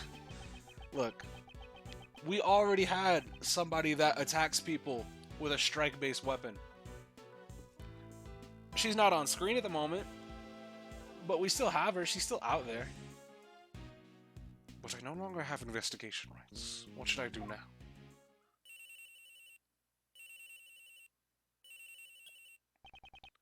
What is it, Detective Gumshoe? Bad news, sir. I heard something down at the precinct. It sounds like they've already arrested a suspect in yesterday's case. What? Who is it? I don't know yet, sir, but if we go down to the detention center, we can ask. Let's get going, Mr. Edgeworth. Even if I can't investigate, meeting with a suspect should not be an issue. Whip beats gavel any day of the week. Free. Alright, we're heading over to the detention center now. That was... ugh. I'll also head over on the double, sir. Why not both? You think I'm gonna cheat on Franziska? She'll just kill me. Detective, won't that interfere with your job? I gotta investigate the scene of the crime anyway, so it should be okay, sir. Alright, we'll meet up with you there. Roger, sir. Alright, who's the suspect? Let's go, okay? Okay. March 28th. 10:23 a.m. Detention Center Visitors Room. It's been a minute since we've been in here, though. I ain't gonna lie. He's not coming, is he? He's not. It's happening all over again. Don't joke about that. No way, I mean it. It's not happening. Yeah, it's happening all right. There's just someone here to talk to you. That sounds like a pretty screechy voice, huh? No way, no way, no way! Don't be so stubborn. What the fuck? But aren't prosecutors like crazy scary or something? Always giving you a death glare? Pardon me, but would you happen to be the suspect? I knew it! Kay, why does this man seem so distraught? Well, because you're, you. That doesn't help me at all. Hello, Mr. Suspect. Would you mind talking to us for a little bit? Who are you? I'm Mr. Edgeworth's assistant, Kay Faraday. Didn't know Chris streamed? Well, officer, you're here now. Been streaming for about, what, I've been streaming since like February, right? Well, it's just a part-time job. I'm just taking a vacation from my real job. I don't remember hiring you. This is Mr. Edgeworth. He's a prosecutor, but he's not as scary as he looks, so it's okay. How rude. Really? Really, really? Really? I mean, what? Technically, you did stream before that, but not routinely. Yeah, it was very sporadic once I streamed before February. So regularly, I've been streaming since February. Anyway, can you tell us your name, Mr. Suspect? Yeah, I'm Simon Keys. Okay. Nice to meet you, Simon. You can just call me Kay, okay? Y'all gonna say the police hang out around here? Dog, we're playing a whole game where we're essentially the law. You should have expected the police to show up. I'm Miles Edgeworth, a prosecutor. I would appreciate a word with you. Please, it's for your own good, Simon. Really? Finally, it looks like we'll be able to get something out of him thanks to Kay. This guy looks like a fucking loser. How could he commit murder? First, I'd like you to tell me a little about yourself. No way! Not that! I couldn't do that! Impossible! I'm not worthy! There's nothing interesting about me! Your occupation? No way! Not that! It's no big deal! Honest! Yeah, I'm just a regular employee! Good grief. Do you just not want to fucking talk? About the victim, Knightley. I don't think he's going to talk to me about this. Okay. Simon, did you know Mr. Knightley from somewhere? Knightley? Yeah, I did. He was a friend. A friend. So did he know that Knightley was arrested? Did you know that Mr. Knightley was arrested? Yeah, I came here to meet him. So he visited the detention center too. Okay, so he's not a prisoner. Okay, so that would explain the different clothes and the fact that he wasn't in the prison already. Interesting. I can ask the same about College Phoenix. Yeah, College Phoenix was a fucking moron. Phoenix did not hit his stride yet. When did you visit him here? It was 2 days ago in the afternoon. I received a call from the police, so I came over right away. From the police? Why did you get a call from the police? It was a request from Knightley. He had a message for me. Message? Yeah, he wanted me to bring him his pocket-sized chessboard. So I retrieved it from his house and came here to give it to him. And you gave it to him. Did he say chessboard? Did you say chessboard? Kay's got to stop doing this. I don't know how she's doing it, but she's got to stop. Is Kay stealing my thoughts. No, Mr. Edgeworth, it's just written on your face. K is powerful. I was just guessing from your facial expressions. Are you crumpling something in the mic? No, does it sound like I am? It might have just been my beard rubbing against it. Let me move the mic away from my fucking face. See, I can be a useful assistant, right? So, do you know what we need to do next? You bet. We gotta show that to Simon, right? Correct. Let's present it and see how he reacts. Alright. What's up, big homie? Do you recognize this chessboard? Thought you said beer at first, and I was like, damn, that early, huh? Sayaka powered up in this universe? No. No Sayaka power-ups. You've been hearing it too? Okay. If y'all hear something, go ahead and say it, but it was probably my beard, no. Ah, that's Knightley's. Just as I thought. Yeah. This was found near Mr. Knightley's corpse. He always carried a chessboard with him. It's just like him to have one until his last breath. It sounds like you two were really close, Simon. Yeah, we were best friends. At least, I thought we were. But maybe I was wrong. Huh? Knightley and me are like the only victims we meet a whole case before their death. Yeah, the others we usually meet on their case, like Turner Gray and Misty Faye. Hold on, Bars. Because I never imagined you would murder someone. Having someone close to you turn out to be a murderer. Reality can be so cruel. It's not something most people can easily accept. Yeah, Inga as well. But no, we met Inga well before his death. Like a long-ass time before his death. And I never imagined we would part ways like this. Mr. Edgeworth, something's definitely strange here. There's no way Simon could have killed Mr. Knightley. Indeed, I certainly can't see a motive at all. However, the fact remains that he was the one who was arrested on that charge. Inga, the High Prosecutor or Chief of Justice from Spirit of Justice from Karain, the husband of the Queen. Reasons for arrest. So, why were you arrested? God damn it, Kay. I guess he still won't respond to me. Well, I don't know. Looks like he's finally warming up to you. Yeah, his name was Inga Karkul. How could his name be any more pretentious and long? Karaim III. Fuck.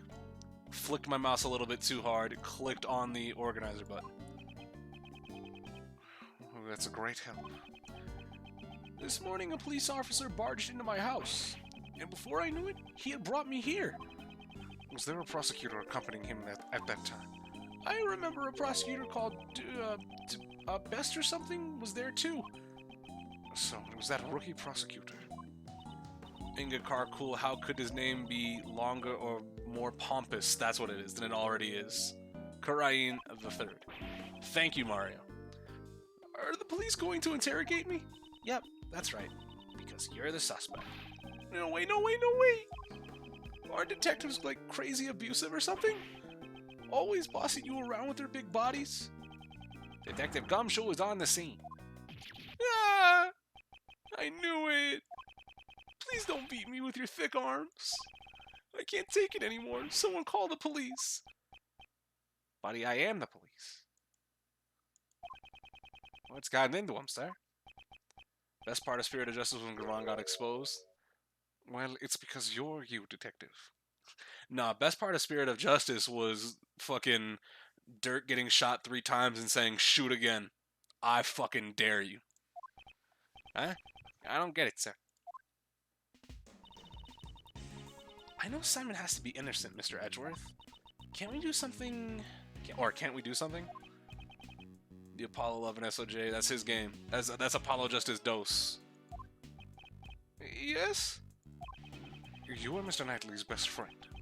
You only just met with him 2 days ago. You say you didn't kill her. Are you certain about this? Yes, I am. I wouldn't harm a fly. I see. That's enough for me.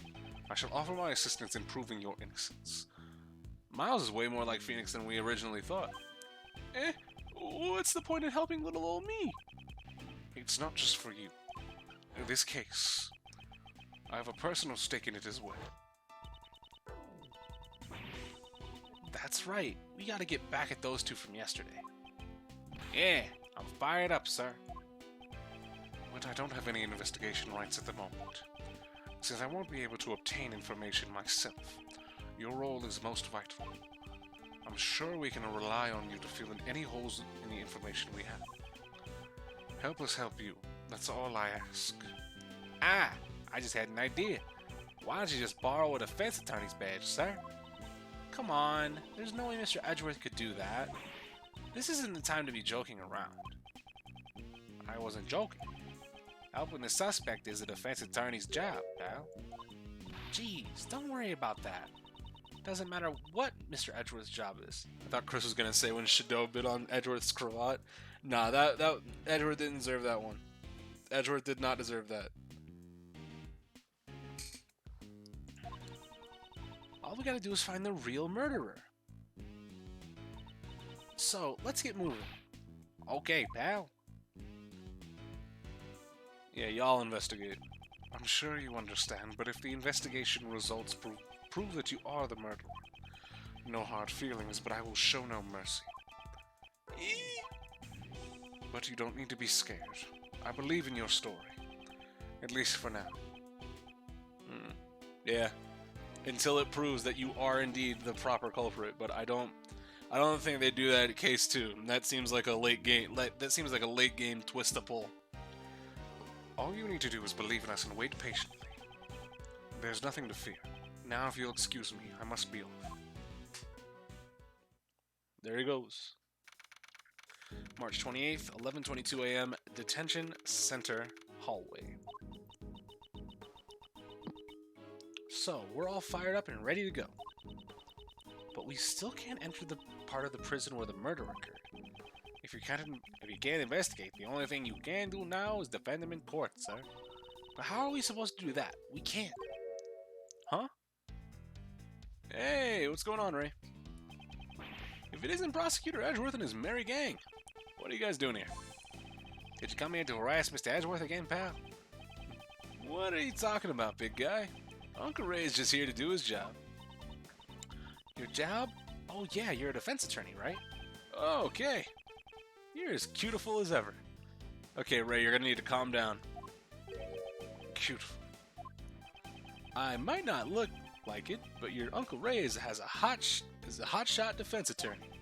I'm here to meet with a new client today. What was his name again? Shy Monkeys or something? Simon. Okay. Yeah. That's it, Kay. Looks like you know the deal. Mr. Edgeworth, he's the defense attorney. I thought as much. Guess we have no choice but to resort to that method.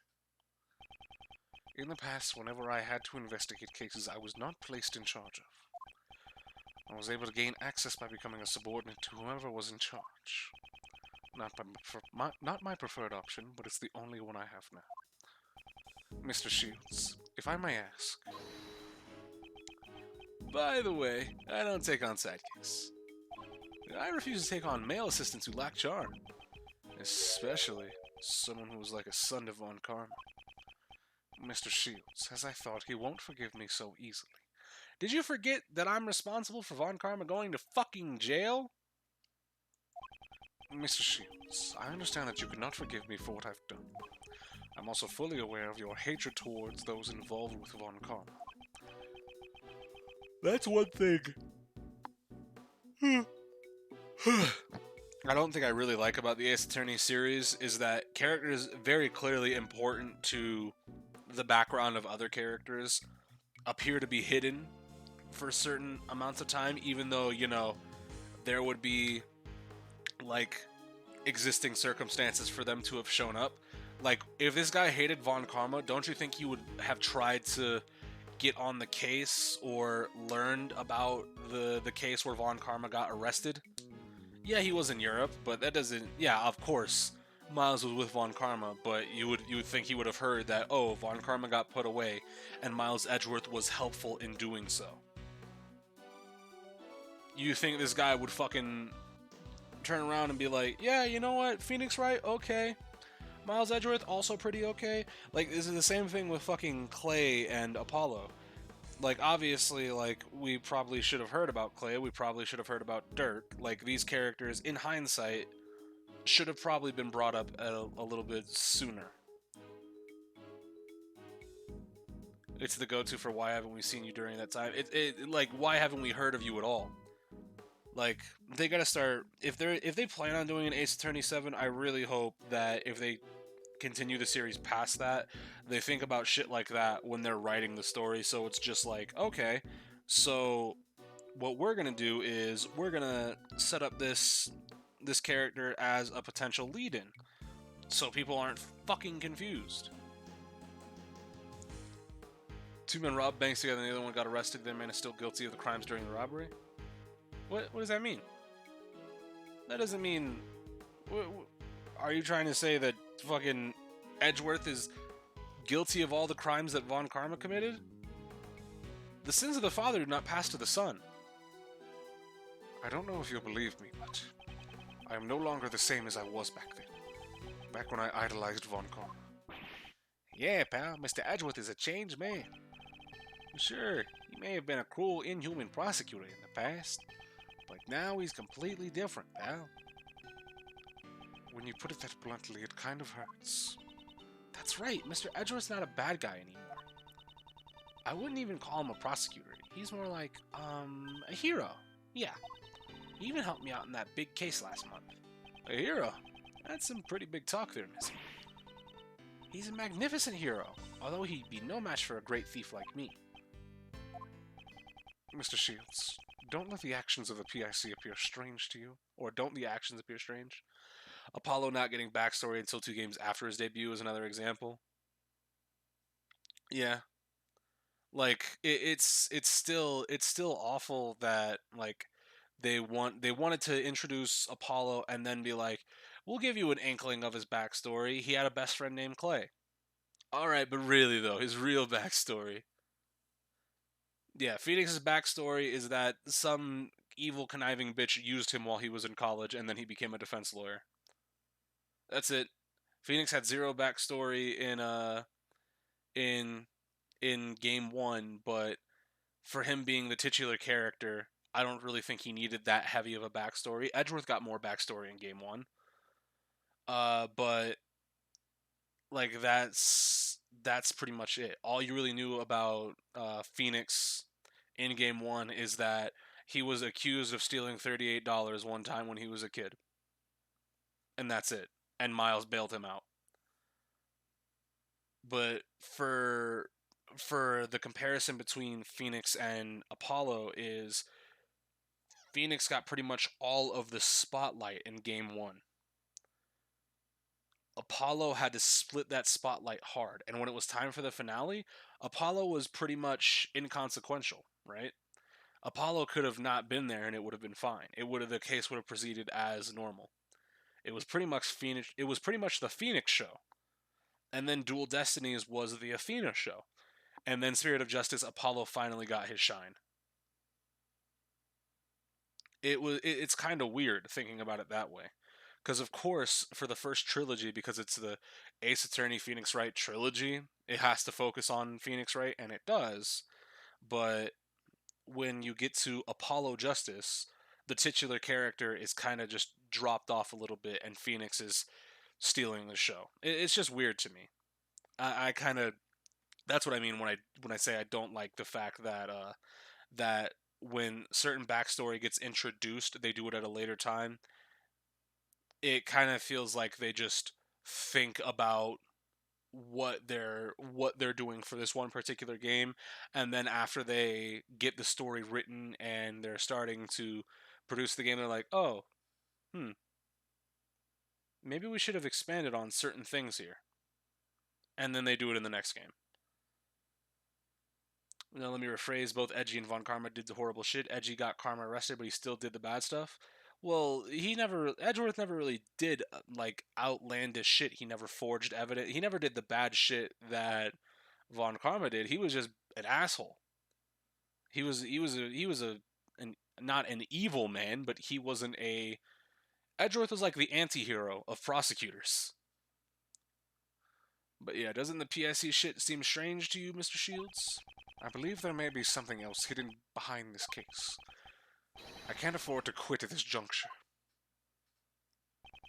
Please let me help you with the investigation. I am begging you. Heh.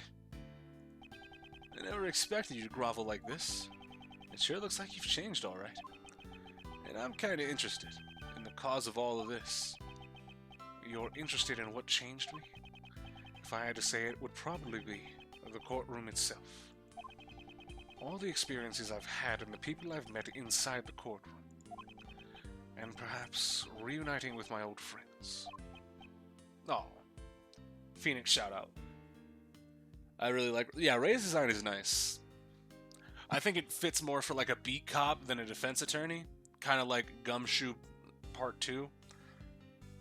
Because he's got the fucking fedora, he's got the notepad and the pen in his pocket protector. He just kind of looks like he'd be an investigator as well.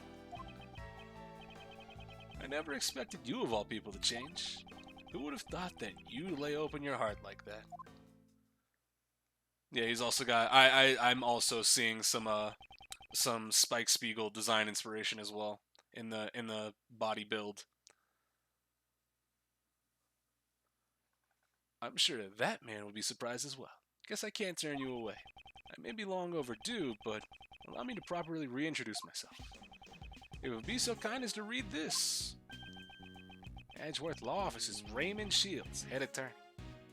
So I believe now that he was an investigator. And he took over the office after Greg died. Edgeworth? Mr. Shields was an assistant to my deceased father, Gregory Edgeworth. Really? Your father was a defense attorney? So that means that man Mr. Shields talked about is... Correct, my cute little K.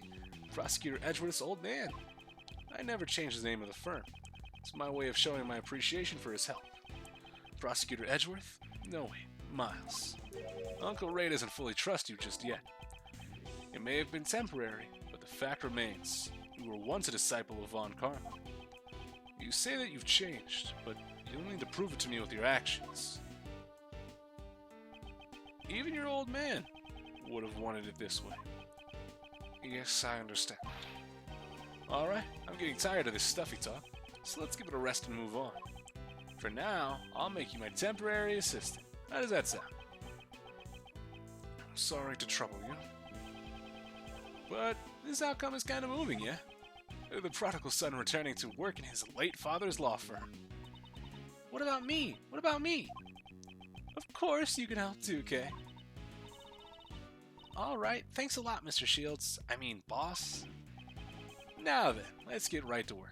Let's see. First off, what do you think we should do, Miles?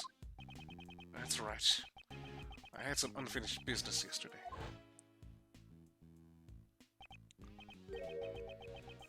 Yeah, we need to figure out who was yelling. And who the first person to discover the body was. Alright, let's go talk. Why don't we find them and listen to what they have to say? Yeah, that's it. Uncle Ray thinks so too. Upbeat as always. Okay, with that decided, let's hurry up and grill him. Sir, what am I supposed to do? Detectives can't help defense attorneys. I can't just leave him be. Detective, I will give you a special assignment. I want you to assist Mr. DeBest in his investigation and follow his orders. And then, if you discover anything useful, I want you to share it with us. Detective, this is a job that only you can do. Can we count on you? Yes, sir. Leave it to me. I'm rarely good at leaking investigation reports to defense attorneys.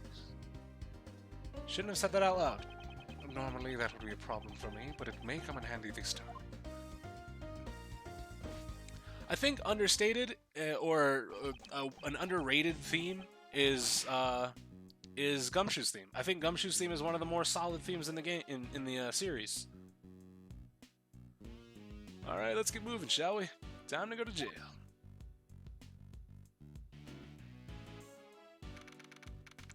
March 28th, 11:50 a.m. Prison hallway. Now then, where is the person who first discovered the body? For now, all we can do is ask around. Hold it right there.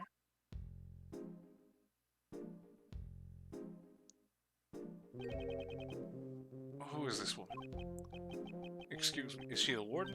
Oh, you are simply irresistible. Do you mean me? Very nice indeed. What an elegant mustache. It's a pleasure to meet you, mademoiselle. Defense Attorney Ray Shields, at your service. How about we exchange greetings with a hug? Oh, is the fox on your neck alive? You kidding? Everyone I know loves this theme, especially the upbeat version here. Well, no, I just think it gets overshadowed by a lot of the other music. Like, I don't hear people talking about Gumshoe's theme as much as other people's themes. Like, people have been going off the rails about Miles' theme in JFA. They've been talking about the various Pursuit themes. They've been talking about the questioning themes. They've been talking about a lot of like other specific character music, but I don't hear as many people talking about Gumshoe's. And Gumshoe's is really nice. But of course.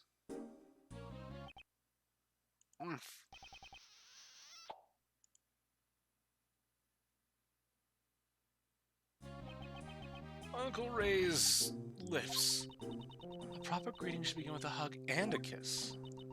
It's almost like it was stolen from him. Yes, a remarkable feat of quickness that would put a great thief to shame.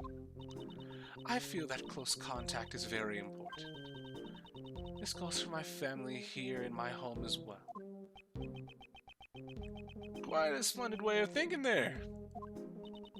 I'm the warden, Patricia Rowland. But please, just call me Patty. The warden. She's in charge of the prison and detention center. Nice to meet you. I'm Miles Edgeworth. I'm Mr. Shields' assistant. Pardon me for asking, but were you here in the prison yesterday? But of course, yesterday was a day that I wouldn't have missed for the world.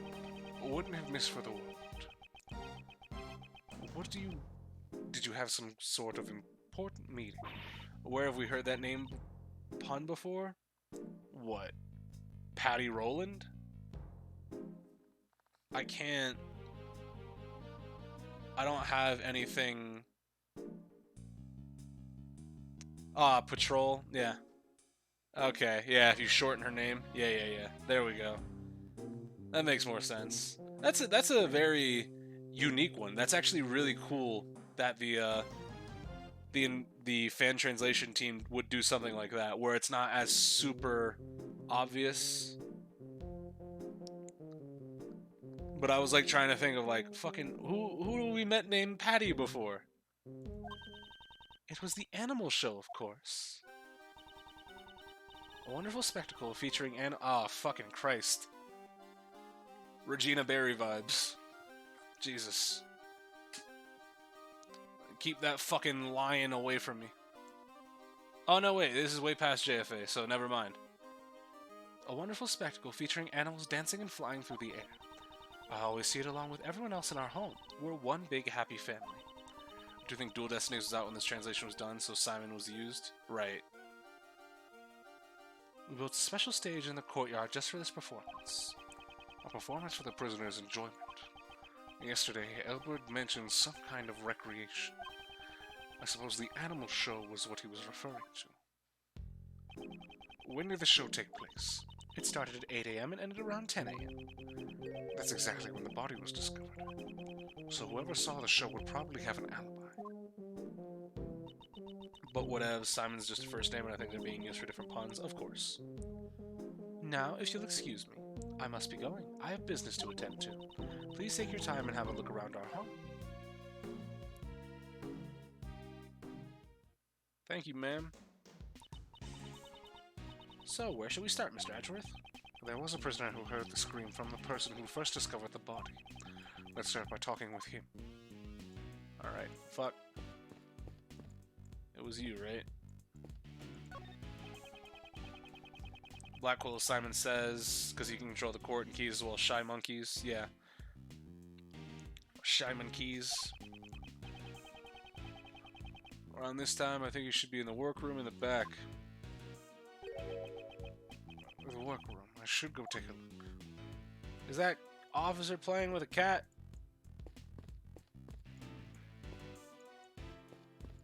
Do your job.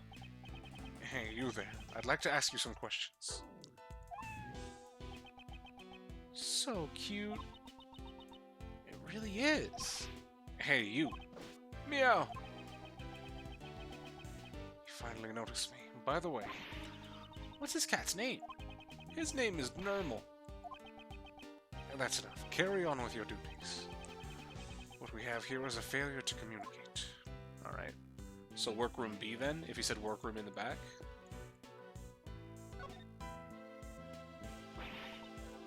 Hello? Is this occupied?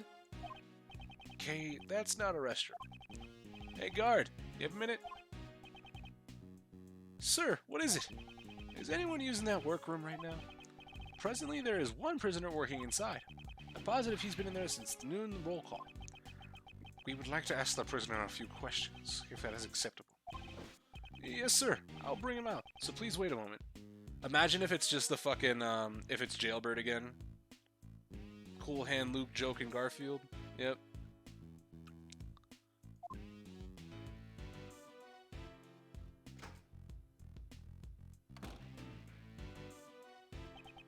I'll leave this to you, Miles. What do you mean? Because I don't know what kind of scary guy will come out of that room. Mr. Shields, you're a scaredy cat? Even though you're an adult. The same to you, Kay. Here he comes. You motherfuckers. I can't believe it. Frank saw it live in the flesh. Welcome back, you guilty bitch. I was just saying earlier how it would be neat if they actually took some of the culprits that got like arrested and put in jail and put them in the prison for us to see. I didn't think they would go back to game 1, case 1 for that though. That was actually pretty. Gotta give him that. That's pretty cool. Oh, good day to you, sirs. Are you the ones who requested my presence? He doesn't seem like a dangerous criminal. And yeah, and Miles would have no knowledge of this person either, because he wasn't prosecuting that case. My name is Miles Edgeworth. I'm a prosecutor. A prosecutor? Is that right? I'm Ray Shields, a defense attorney. Mr. Shields, his demeanor completely changed once he saw who we were dealing with. Sorry about that. My assistant says strange things sometimes. He's not a prosecutor, just my assistant. Most of the murders are flat-out murders, but Frank to me argued as self-defense, so his sentence was... No, his was actually fucking... His was his whole ass murder. It might be... It's murder in the first... It's like, it's not premeditated, but it's definitely just murder. Get your act together, Miles. I guess I messed up. I forgot about my new job. No wonder I thought you were different from the prosecutor who visited me yesterday. It looks like he's already spoken to the best. May we ask you a few questions? Oh yes, of course you may. My name is Frank Sod. Okay, go for it, Miles. I guess I'll be asking the questions after all. Mr. Sod, you are aware of the murder that occurred in here yesterday, correct? Where were you when the body was discovered? I was in this room where I had been working. What kind of work? Well, my goal is to become a pet groomer. An animal beautician, so to speak? Oh yes, I was inside cultivating my skills. In any other prison, such training would be unheard of. That was all. Honestly, I did not see a thing. Are you sure, buddy? Because it looks like you saw a lot of things. Why did he say that? I haven't even asked him anything yet. His lawyer could have argued the fact that he struck Cindy in an attempt to get away with theft, not to kill. I'm not a lawyer though, so IDK how that would stand. All that matters is that he's alive, and it doesn't seem like he's on death row. Yeah, of course. I think the court proceeding that likely would have followed during his actual court case would have been the fact that when he struck the victim, he did not alert the authorities, obviously because he was under theft, but he tried to pin the crime on somebody else once he learned that it was a murder. So it's not like he learned that he struck Cindy Stone and he was just like, you know what, I'm just gonna leave. He stuck around the scene of the crime in order to pin it on Larry. So there was a little bit of a precedent there, right? You can move for malicious intent. You can't just say, oh, it's in defense, so he could cover his actions. He would still get charged with murder. It wouldn't be manslaughter. Definitely not on death row in any means, though. Which is why, sad to say, I won't be any help to you. Mr. Solid, I haven't asked you anything yet. No, wait, that's... Even if you were to ask, I would not... You know something, don't you? That's... It seems he is indeed hiding something. Let's try to press it out of him. Oh, logic chess? Or testament? No, we're not going... Yeah, logic chess. There we go. Yeah. First, let us assess the layout of the board. My opponent's condition is... What? Okay, so I assume that's supposed to be the bishop design? It's weird because a lot of the chess pieces that they use are hyper angular. So that looks like it could be the bishop, although it's missing the characteristic of the notch. But it's definitely not a pawn, so I can only think bishop. I'm afraid I didn't see a thing, so I won't be of any help to you. This man's expression does not change much. By the way, you saw the stuff that fell on Nightly, right? I took note of a couple of them. I couldn't keep track of all of them, though. I assume they're all Easter eggs. Or the majority of them are Easter eggs. Pawn, Bishop, King? Nah, that's the Queen. Did you see the final one? The final one was the gun, right? Or unless I'm going crazy. It's a true poker face. It may be difficult to read his emotions from his body language. Perhaps I should focus on how he phrases his words. It may reveal what's on his mind.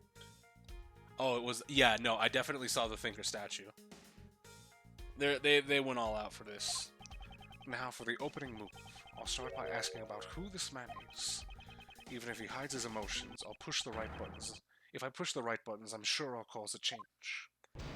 Logic chess, begin. Are you involved with this case? Are you involved with this case? Are you referring to the murder that occurred inside this prison? I had nothing to do with it at all. Is that true? Making Knightley the only person to die not from being hit by the statue, though he did die 2 days later. Yeah. So I guess you can say the Larry Butts Thinker statue clocks are cursed in that anybody struck by them dies. That's the Larry Butts fucking Thinker's clock statues, or Thinker statue clocks, are just fucking SCPs. Is that true? I would never dream of being involved in a murder plot. How should I put it? I'm an upright model citizen after all. You're an upright model citizen, you are? Common sense tells me an upright model citizen would never have ended up behind bars. Damage. Hey Lotta, let me show you this cool clock. Oh, I'm sorry, Wendy, I seem to have tripped and hit you with this clock. Well, that is. Tell me what you know about the incident. I already told you, I don't know a damn thing. Or, I really don't know anything. So, Over-under on him throwing his fucking toupee at Miles. I apologize from the bottom of my heart for that outburst, but I will be of no assistance. Pardon my rudeness. It's just that the murder occurred in this rather confined prison. It seems unnatural that you do not know anything about it. Oh, unnatural? Is that so? If you were looking for the person who discovered the body, you should try someone else. Did I say who we were looking for? Because I don't think we did, brother. We just wanted to talk. How did you know we were looking for the person who discovered the body? I don't recall saying a word about that. Blue tracksuit. Are you sure you don't know anything? You and I both know that wouldn't kill old bag. Hey, man, a man can dream. It's the strongest option we've got. No, it was merely a hunch I had. I am but a humble pet groomer in training. I honestly have no recollection of the murder. I am positive this man is hiding something. For my next move, I'll ask him about his movements on the day of the murder. I like how Edgeworth is just saying this shit out loud. It's not like he's thinking these things. He's literally looking at Frank and being like, yep, I'm going to ask him about the movements of his movements on the day of the murder. I'll get him this time. Yeah. This man has suppressed his emotions. I will expose his true nature hidden beneath that suspicious smile. What happened the day of the murder? Let's talk about what happened the day of the murder. If you truly had nothing to do with it, there shouldn't be a problem, correct? Oh, well, on the day of the murder, there was a lot going on. Tell me about your movements. What were you doing? Tell me what you were doing on that day. Yeah. As I mentioned earlier, I was cultivating my skills as a groomer in training. I was trimming the coats of the animals at the time. Didn't the murder cause a panic? I imagine the entire prison must have been in an uproar. Well, but there was no panic. I could even hear someone's voice. Was it a scream? Someone's voice. Judging from the circumstances, I suppose it was a scream that you heard. To be fair, Frank is still panicking as he's saying it. A little bit. He's sweating, but like Miles Edgeworth is not the type to kind of just, talk aloud at niggas. It's a little bit crazy. But so you do have a recollection of the murder. You kept insisting that you knew absolutely nothing about the murder. But you do not give credence to your claims. Damage. Well, I thought I heard someone's voice, but in any case, I don't remember it very well. The scream at the time of the murder. It might be a clue. I better keep that in mind. What happened on the day of the murder? Oh, was that a fucking clue then? Miles Edgeworth is playing this like a D&D game. He's gonna say what he's doing, then roll dice and see how well he does. I would expect Miles to play D&D. Let's talk about what happened on the day of the murder. If you truly had nothing to do with it, there shouldn't be a problem, correct? Also, reading through some of that material that you gave me, Josh, I understand the majority of it, but in order to get my full bearings, I'm definitely gonna need to fucking run through a quick session. Because my brain is like, yes, I understand these numbers. And then I'm like, wait, how would that work? Definitely something I can do better in practice than just by reading it. If you truly had nothing to do with it. Or maybe I could just watch a session. That fucking... The Critical Role series is pretty popular. I could probably watch that. Oh, well... On the day of the murder, there was a lot going on. What happened? What was the state of the prison? What was the state of the prison at that time?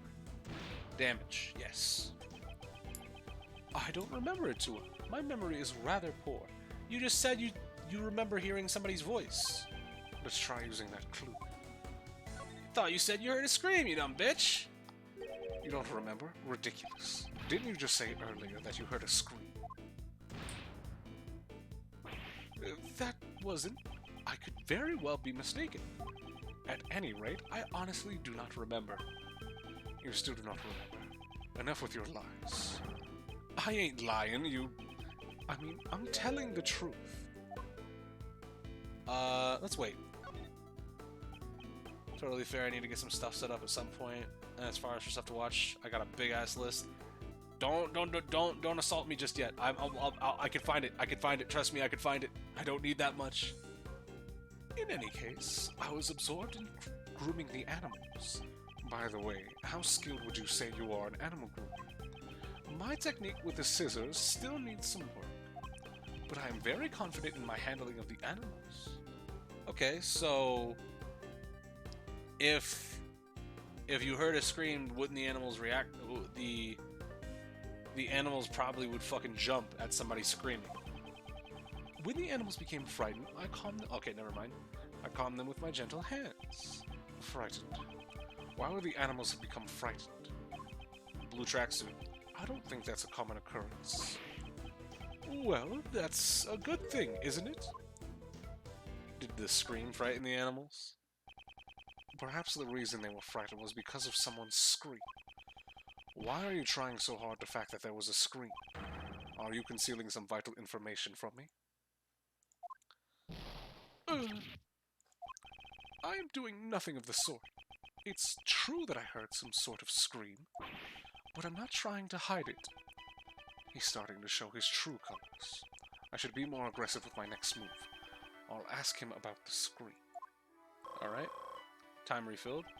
We had a lot more time used up on that one because I was reading the fucking... The questions seemed to be a bit longer this time, and they had a lot of similar words. That's actually a good mix-up to make it a little bit longer, to make sure that you carefully read what the options are before just blindly picking one. It's time to give him a taste of the futility of keeping a secret from me. Alright, when did you hear it? When did you hear the scream? That's it. I just remembered. At the time of the murder, there was an event going on. It was the animal show. I had gone there to see it. So you're saying that since you were watching the show, you did not hear the scream? That's completely different from everything you've said up until now. Shut up! So what if it is? I mean, my memory is just so hazy. Wait and see. The animal show was very enjoyable. What kind of animals performed in the show? Well, I believe I saw a whale. I get it. Nice reference. You didn't see the fucking show. You liar. You didn't see the animal show at all. You could have picked any other animal. You went with whale. How dumb are you?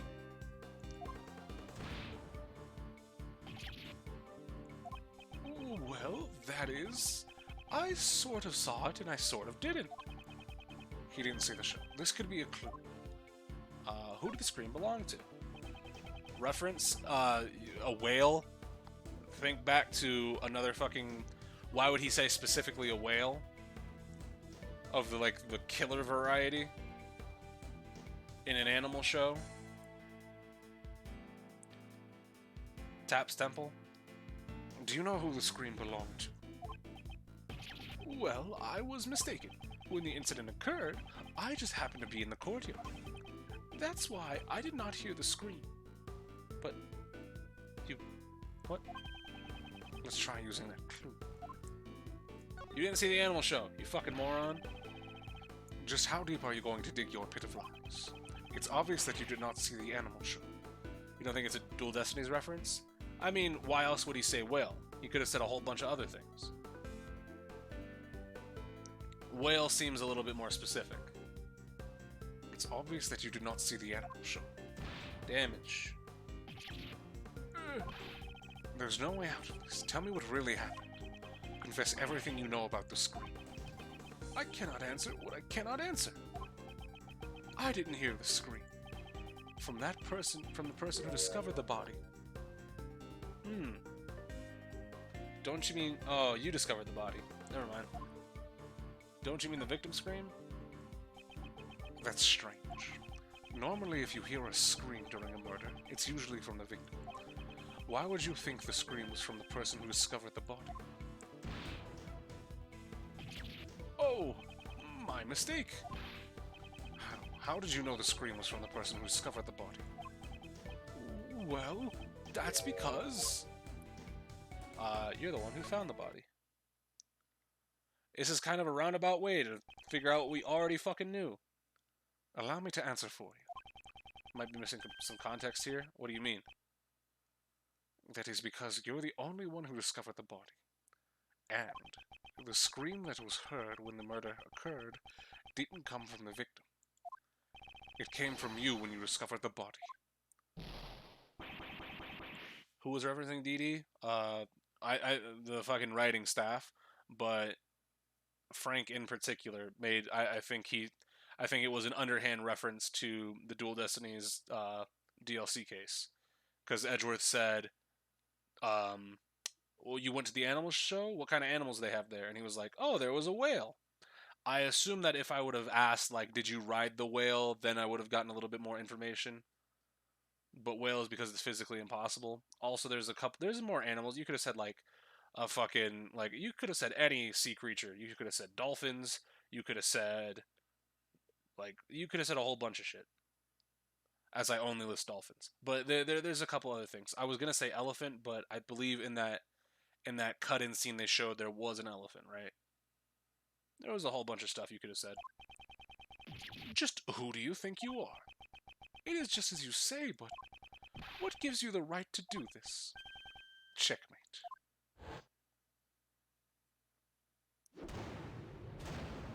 The impact sounds on that, I'm never going to get over that.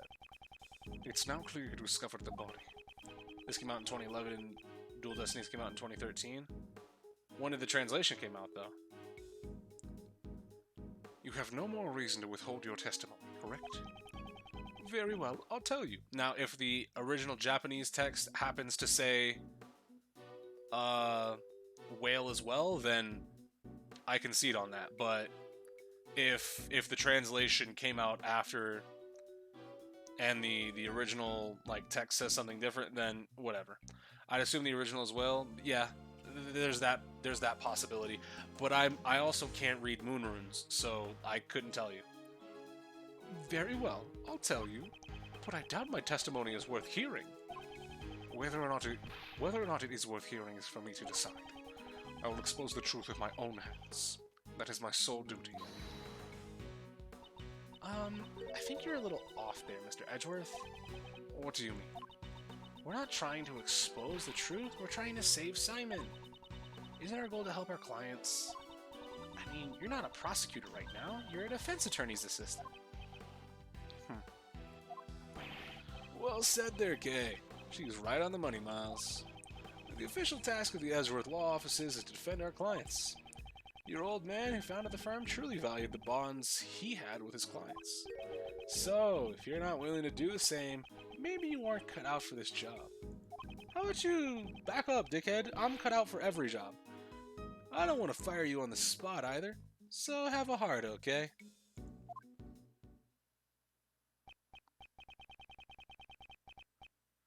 The heart of a defense attorney, huh? In any case, it's important that we hear the testimony of the person who discovered the body. Start talking, Mr. Salt. Tell me what happened when you found the body. By the way, something funny about this game's anti-piracy measures, if the game detects you're playing an illegal copy, all the text is replaced with Borginian. I actually really love that. There's a couple instances of like anti-piracy like doing really neat things, and it's funny to me to see like what exactly all is going to be the specific like way they, I don't want to say screw people out of playing the game, but like if screw people out of playing the game for free. There we go. Because one of my favorite examples of that is Chrono Triggers. It's the one I know the most. If you download and play an illegal copy of Chrono Trigger, the first time you go through a time gate, the like the little cutscene that shows like the little wavy mode 7 texture, it doesn't stop. you're just stuck traveling in time forever. You never get to your actual destination. So you can play the game, but only up to that point. So my question then would be for this game, if you're playing an illegal copy of it, is is if you have like a translation on hand, can you play through the game? Like when Sarah Joe caught playing a pirated version of Gen 5. Huh, EXP is different this time around. I wonder why my starter isn't getting XP. Yeah, there's a lot of neat things like that. That's one of my favorite things about about game dev and piracy is that the companies that go out of their way to do that, it's usually like a really funny thing, right? Like the Pokemon one is a little bit different. Like there's no joke to that. There's no like interesting thing there. I want to see if there's like a comprehensive list of like all versions like that or all things like that. The Michael Jackson game on DS replaces all the music with vuvuzelas. That's hilarious. See shit like that. I want to see if there's like a wiki on like anti-piracy measures in video games. It would have been really funny if you got to the end of time, then you can't leave, and the old man says something. Yeah, it would have been like I that would have been above and beyond. Like just for the sake of a joke, that would have been really sick. When I found the body, I was in the workroom over there practicing my skills. By some chance, I got curious about the adjacent workroom and went up to the door. I peeked in through the small window on the door. Then I saw him lying there, a man not moving, dead. I quailed from fright and found myself letting out a scream. Oh, excuse me. But wait. If you went up to the door, shouldn't the alarms been going off? If I may confirm one thing, Maybe Edgeworth now? you were in the room right next to the one where the dead body was found. Within the prison, we call it Workroom B. And you were there the whole time on the day of the murder. Yes, after the 7 a.m. roll call, I remained inside the whole time. In this prison, we have roll call 3 times a day. Okay? It's 7 a.m., noon, and 9 p.m. And they check the workrooms during these times too. Exactly. I see. So during the 7 a.m. roll call, there was nothing amiss. And Atlee's body was not in the workroom yet. Okay. Makes sense. So, time frame of murder goes from after 7 to 10 a.m. Potentially from... We thought with the animal show the time frame was 8 to 10. But this extends it a little bit further. Because people could have went in there right after roll call. Also, speaking of Chrono Trigger, that's actually one of the games that I'm probably going to end up playing on here sometime soon, because I've been recently, I mean like a few months ago, I was playing through it. I didn't get to the end of the game, I got about like halfway through, but I would love to play it on the channel and have it recorded. Why do I have so many pings? Of course it's Josh. God damn it. Bastard, let me just clear these. Alright. Why did I open up Steam? I didn't mean to do that. Told you I was loading the cannons. I didn't think you were actually going to send them all at once, you bastard. Alright, so it sounds like the murder occurred after 7 a.m., right? And that's right when the animal show started. Correct. The other prisoners went to see the animal show. Meaning anyone who did not see the show does not have an alibi. Do you understand what I'm saying, Mr. Salt? Yes, that is certainly true. However, I merely discovered the body. His testimony has a clear contradiction. I should press him about that first. Yeah. You shouldn't have been able to fucking get up on that door. Some chance I got curious about the adjacent workroom, so I went up to the door. You went up to the door, dickhead. And what about this fucking sensor? Shake that head. Yeah. Mr. Salt, please stop telling such feeble lies. You don't seem to understand your position. My position? I used to be a newspaper salesman, but then I took up the pet groomer training. Hold it! Not your fucking job, you moron! What about that bracelet on your wrist? It proves that you are unmistakably a prisoner. And as long as you wear that bracelet, you should not be able to move around as you please. As soon as you went through the door, the sensor would have sounded the alarm. Oh, that is? Peeking into the adjacent room is impossible. When you couldn't even leave the one you were in. Got him. Woo-wee! Nice one, Miles. That was a real humdinger. But does that mean Mr. Sod didn't see the body? I'm not sure. Perhaps we should let the man himself explain it to us. You see, that is... well... Forgive me, it appears my previous explanation was lacking. I shall clearly explain how I was able to see the body. Very well. Let us hear your revised testimony. Open your eyes, you bastard. I have you. When I found it, part 2. There is a rather well-known technique among the prisoners here. Okay. If the hand with the bracelet stays in the room, you can step out without sounding the alarm. That's how I was able to peek into the adjacent room. Reminder Sod is bald and just has a toupee on. Correct, we saw it flapping a couple times. They've given us a reminder. The moment I realized the man inside was dead, I let out a scream. Okay. So that means he kept his arm inside workroom B while he peeked into the adjacent room. I appreciate if you didn't mention this to anyone, especially the guards, okay? Yeah, so why did you get curious, though? Why did you look into the other workroom? Was that what he was trying to hide earlier? I should try asking him for more details about a few other things as well. Alright. Another well-known technique. Yeah, you can't sound the alarm if your hand is inside. That's how I was able to peek into the adjacent room. Yeah, so you let out a scream. Okay, so... why did you peek? Why would you do something so troublesome and potentially dangerous? I heard a noise coming from the adjacent room. It seemed odd to me, as there should not have been anyone inside. So you peeked into the adjacent workroom as soon as you heard the noise. Yes, of course. I peeked in as soon as I could. I see. Is there a problem with that statement? There is. So, you looked into the adjacent room immediately after you heard the noise. If that was true, then you should have seen more than just a dead body. You should have seen the person who made the noise. That is, well... He looks really shaken. Mr. Sod, answer me. What did you really see? If you intend to remain silent, I will have no choice but to assume that you are complicit to the murder. Oh, please forgive me.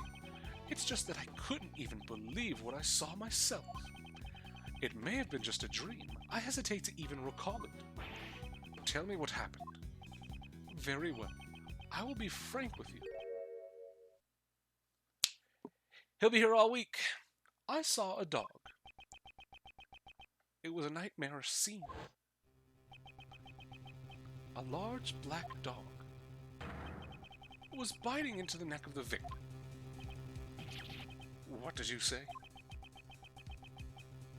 It was a truly hellish scene. That dog killed him. But we didn't find any bite marks on the brace, did we?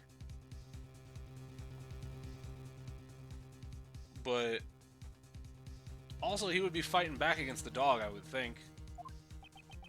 That's some grade A trauma right there. I was chilled to my very core and let out a shriek. A man-eating dog inside the zoo of a prison. Look at him.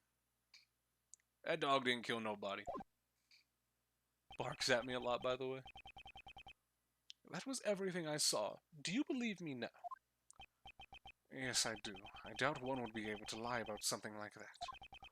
Would you add that to your testimony? Uh-oh. Certainly. When I realized that man inside was dead, I let out a scream. To my horror, there was a black dog biting his neck. Black dog was biting the victim's neck. Yes, blood came pouring out, and as a result, the dog's mouth became stained with it. Ah, stop. You don't need to get that detailed. At that time was the victim. Eee! Mr. Edgeworth, why'd you ask him that? Kay, why'd you hit Uncle Ray? The man did not even flinch. He must have been dead already. The blood continued to gush from his neck. He most likely had passed away already. His hands moved nary an inch. Eee, way too much detail. Are you doing this on purpose? Certainly not. I am just trying to give an accurate testimony. Mr. Edgeworth, shall I add that statement to my testimony? If you would. It was terrifying. A truly terrifying sight. He most likely had passed away already. His hands nary moved an inch. The ring with a snowflake instinct. Huh. How do you know what the fucking ring had on it? Because we couldn't fucking see that one.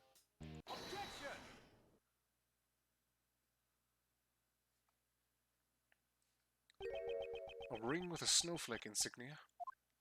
Yes, that is correct. It was clearly engraved on the surface. And you saw that from the door. You realize he was a good, 20 feet inside the room, right? I see. Your testimony is very accurate. But it's a little too accurate, if you ask me. And what's wrong with being accurate? You state that you saw a ring with a snowflake insignia engraved into it. And it is true that the victim was wearing such a ring. See, was I not correct? That is not the issue I have with your testimony. Take a look at this picture.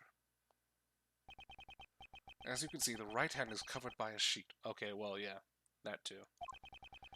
It should not have been possible for you to see the engraving on the ring, unless you had approached the body and lifted up the sheet for yourself. You said you only looked into the workroom through the door, and yet you gave such a detailed account of what you saw. Who do you think you are, acting all high and mighty? I'm telling you, I saw what I saw. Oh, the victim must have moved his arm after I saw it. He was dead, you dumbass. I don't think so. You said as much earlier. He didn't even flinch. Yep. Did move when the dog was biting down on his neck. Got him. The victim was already dead. How would he have been able to move his arm?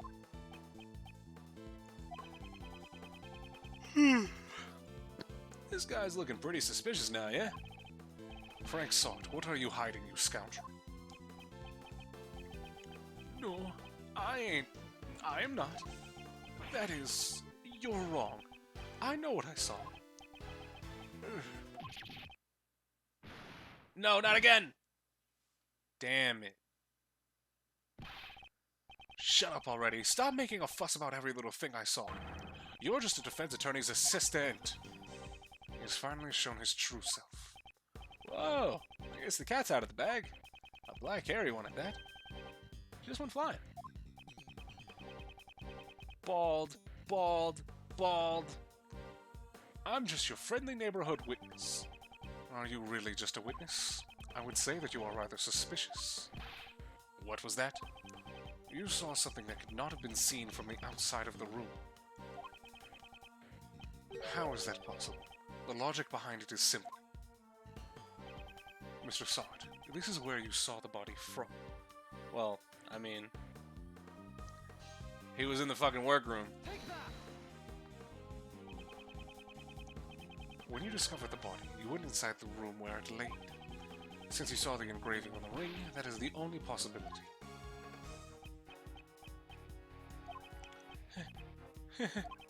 Even if you say that, you ain't got no evidence, do ya? Where's the evidence that shows that I was in the room? I was grooming pets at that time. Well, I mean, given you have it hanging out of your fucking apron there. In the room adjacent to where the body was found. I even went so far as to borrow some rubber gloves. Strange that you say that. Show me the evidence that proves I was in the room with the body where the body was found. Damn, that was hard. Mr. Salt, what were you doing when the body was discovered? Didn't I tell you already? I was practicing being a pet groomer. I see. In that case, you happen to recognize this glove? Oh, that's... This was found near the body. It is believed to have been dropped by the culprit. By the way, I noticed that you also have a rubber glove hanging out of your apron pocket. No, this is something else. How can it be anything other than a fucking glove? It looks like you're missing one of your gloves. You can find gloves like these anywhere in the prison. Your evidence proves nothing. Are you fucking dumb? Perhaps we should hand this glove over to the police for fingerprints. I'm certain they will find some interesting results. Oh. Inverted color damage? Break down, break down. It's... Objection. Oh. Hey, pretty cool, right? My objection voice. Mr. Shields, could you save the jokes for later? I'm not joking, because it's not over yet. There's still something else. Something that's clearly odd. This guy's a prisoner, you know? He's got the bracelet and all. Yeah, so how are you able to get in and out of workroom A? That's right. How did he get into the other workroom? The sensor would have set off the alarm, right? There's a secret tunnel. He's right. The only thing we don't know yet. Not so fast, Mr. Prisoner. Could you fill us in? That line implies he's putting on a fake voice for his objection. Yeah, of course. Yeah, that's pretty weird. The bracelet should have been his last line of defense. Defense? That's right, Kay. It was useful evidence for Mr. Prisoner here. He could have claimed that due to the bracelet, he wasn't able to enter the room. But he didn't say a word about it. Is there any reason why he didn't? Because there's a way to get in and out of the room that you don't use the bracelet with. This silent treatment, eh? Well, the judge yesterday did say that silence is golden. Wow, you really are a hotshot defense attorney, Mr. Shields. Defense attorneys always remain calm in a pinch and smile in the face of danger. That's what your old man taught me. The defense attorney's creed, yeah? So, what's the deal? Why didn't you mention anything about the bracelet? Uh-oh. How did you get your toupee back? The truth is, it's broken. Your bracelet is broken? Broken. Some time ago, I took a spill and the bracelet hit the floor with a loud bang. Ever since then, it has not been able to activate the sensor. Forgive me, it was so convenient I didn't want to report it. I see. So the bracelet was broken. But did it really break so easily? If that is true, there is a problem with this prison's security.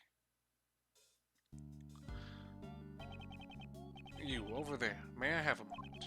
Here, kitty kitty. You're such a cute little guy. Yes, you are. Excuse me. Yes, what can I do for Meow? This prisoner's bracelet appears to be broken. What? Really? That's not good at all. I'll contact the person in charge and have it replaced immediately. Thank you. I'll be holding on to the broken bracelet for the time being. So you can just take the shit off? What? This case has some weird circumstances now. Because if did the guard take it off? Did Miles take it off? Was Frank able to take it off? Or is he only able to take it off because it's broken? I'm confused. Yes, sir. Please take care of it.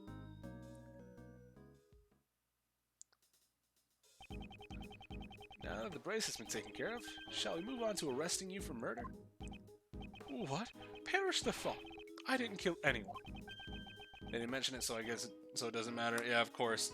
It's just some things like that where it's like this can potentially be tied to other potential people in the murder, where it's like, okay, could a person that isn't that doesn't have a broken bracelet remove their bracelet and get into the room, because this opens the door for possible speculation. Like, obviously, I assume it only matters for Frank, but the implications that it holds is this. There's a couple questions, and it's better if you have like a throwaway line or two. Like if they would have said, "Since it's broken, I can just take it off and I'll hold on to it," right? If they would have modified that line, obviously, if it ends up being important for another prisoner that they're able to remove their bracelet, then yeah. But your bracelet was broken, right? Yeah, of course he still has it in his sprite. You think they're gonna redo the art? Doesn't that mean you could have gone anywhere you wanted during the animal show? But all I did was find the body, honest. And it's true that I saw the dog biting his neck. However, I entered the workroom after the dog had left. Why did you do that? Well, it was just... I was curious if he had anything of value on him. So you didn't take the fucking ring? What? This doesn't seem right. No. So he was planning to loot the corpse. That's why he remembers Knightley's ring so well. What are you looking at me, Mr. Edgeworth? Or why are you looking at me? I am a great thief. Please don't put me on the same level as him. But I didn't take a thing. Or maybe you didn't, just to keep your alibi. The animal show had ended and the other prisoners were making their way back down here. I hurried back to my workroom and let out a scream to deceive the others. And that's when you dropped your rubber glove. Rubber glove data updated. I guess the story holds up. What do you think, Moss? Whether he is the murderer or not, one big question remains. How did Knightley get all the way from his holding cell to the prison? You're right about that. It is a real stumper. And there's something Mr. Salt said in his testimony that I'm very concerned about.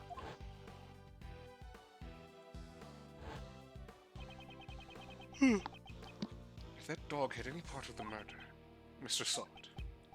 Yes, what is it? Were there any other prisoners who didn't see the animal show? Yes, there is only one other that I know of. And this prisoner wouldn't have been able to see the show even if he wanted to, correct? Yes, that's correct. Why do you ask? Just as I thought. I had my suspicions as soon as I saw that black dog. That fiendish criminal. I never expected him to be held here in this prison. Who? Where is his cell? Do you intend to meet him? Him? Who's him? He's a very special man. He receives very special treatment and... Oh, forgive me. I intended to watch what I say about him. However, if you value your lives, I would advise you to stay away from him. But it's Von Karma? No, because allegedly Von Karma's dead at this time. Because Von Karma dies in Game 3, right? Game 3 or Game 2? He ends up fucking allegedly dying in prison. Unless it's actually Von Karma and they just lied to us. Hey, cut it out already. You're giving me the creeps. A puppet master in the shadows, huh? Yeah, I still value my life. He's being held in the special cell. Where is this special cell? Over there, in that direction.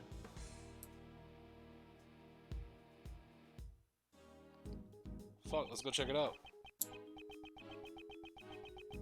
The special cell. It certainly seems like he receives special treatment. But it's very clearly somebody Edgeworth knows, or knows about. So who just is this him anyway? To protect my own life, all I can tell you is that he's the oldest prisoner here. My deepest apologies, but I can't say anymore. He is truly terrifying. But judging on the way they're talking about him, it does seem like it could be Von Karma. Care to fill me in? Feels like you're leaving Uncle Ray behind here. He's someone I knew in the past. Let's head for the special cell. I believe that black dog should be there as well. Special cell time. Oh, please be Von Karma. Fuck. March 28th, 12:41 p.m. Prison, special cell. Hey, it's pitch black in here. I can't see a thing at all. Aren't you always talking about how the Yatagarasu was able to flap even in the darkest night? Even in the depths of night, when no other bird dares to take flight, one alone soars to shine in the light of righteousness on the world's blight. And that one is me, for I am the great thief, Yatagarasu. Oh, that was pretty cool. But still, I can't see what I can't see, so I'm just I'm still just a human. Eek. Is the dog. Well, Mr. Edgeworth, I presume? That voice, it can only be. It has been far too long. So you still remember me. It would be impossible to forget, but it was you who did, because it was you who did what none could do, and placed me here in this cell. There's no way it's Von Karma, right? There, absolutely not. Is there someone else there? I can't see anything, though. The assassin who kidnapped Maya? No. That was, we actually saw that. We saw him last case. He's just running around. He never got arrested. Fucking, Shelly the Killer is actually running around. Damn, boy. It's rude to frighten the visitors. Here, allow me to illuminate this dark room. You're not Von Karma at all. You suck. Such noisy visitors. From the voices and the footsteps, two more and... Oh, you're blind. I like how his fucking, his prison number is B055. Boss. But it would be rude not to introduce myself. I am called Sirhan Dogan. Okay. Or if you take off the ending of his names, Sir Dog. Mr. Edgeworth and I, we are old acquaintances. This man is a former assassin. Ooh. The blind assassin, Sirhan Dogan. Sirhan is also the name of a famous assassin? Didn't know that. His weapons are sharp knives and a ferocious dog. His appearance is always accompanied by the sound of a bell. It is said that the ringing of this bell in the darkness is the last sound his victims hear. Oh, okay. The one who killed the Kennedy brother? Obviously not the president, yeah. Would you be so kind as to share the reason why you have come, Mr. Edgeworth? That will not be necessary. You are already well aware of why we're here. It seems we know each other quite well. Aw. I hope this guy didn't do it. Murder suspect. We suspect your dog of committing the murder. Well, no. No, we don't.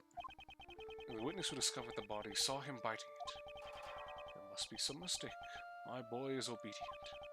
He would never do such a thing. Right, Anubis? Good boy, good boy. Anubis may be your guide dog, but you've raised him to be a vicious killer. He was one of the weapons you used as an assassin. To begin with, is the witness of a reliable sort? It's true that Sard is also one of the suspects, and it's difficult to say if we can trust his testimony. In any case, I think you have the wrong dog. Right, Anubis? Right, boy? I wonder if he knows who the witness is. I would like to hear your alibi from 8 a.m. to 10 a.m. yesterday morning, during the animal show. I was in my humble cell the entire time. I took up whittling recently. My focus was solely on the wooden chisel in my hands. Oh, you like chess too. I see that we are hitting the chess theme really hard. The prisoners have free access to chisels here. Normally that's not allowed. The warden is a kind soul. She has given me special permission. Kind? Ridiculous. Even 5 metal chisels would become deadly weapons in his hands. I mean, virtually anything for a professional assassin, I assume, can be a deadly weapon. But whatever. Started out by carving these Buddha statues, but I moved on to other shapes after the 674th. Jesus Christ, then. Really? That many? All it takes is time, which I have plenty of. Here is what I am working on now. I did not know that you played chess. Do you play as well, Mr. Edgeworth? I would like to test your wits in a game sometimes. I only started playing since my arrival here, so I am still inexperienced. What is this piece? It's a three-headed dog? Kerberos. Just for the fun of it, I carved this hound piece. Just as a game of war, pawns, knights, and castles. Each side pushing their forces to the limits to take the life of the enemy's king. However, I found the absence of dogs to be strange. Hounds are indispensable as part of warfare. But it is nothing more than folly. I still play by the normal chess rules. Isn't it difficult for you to find your opponents here in prison? I always play correspondence chess. Correspondence chess. So you play chess through the mail. Prisoners are allowed to send and receive letters, although they are subject to inspection.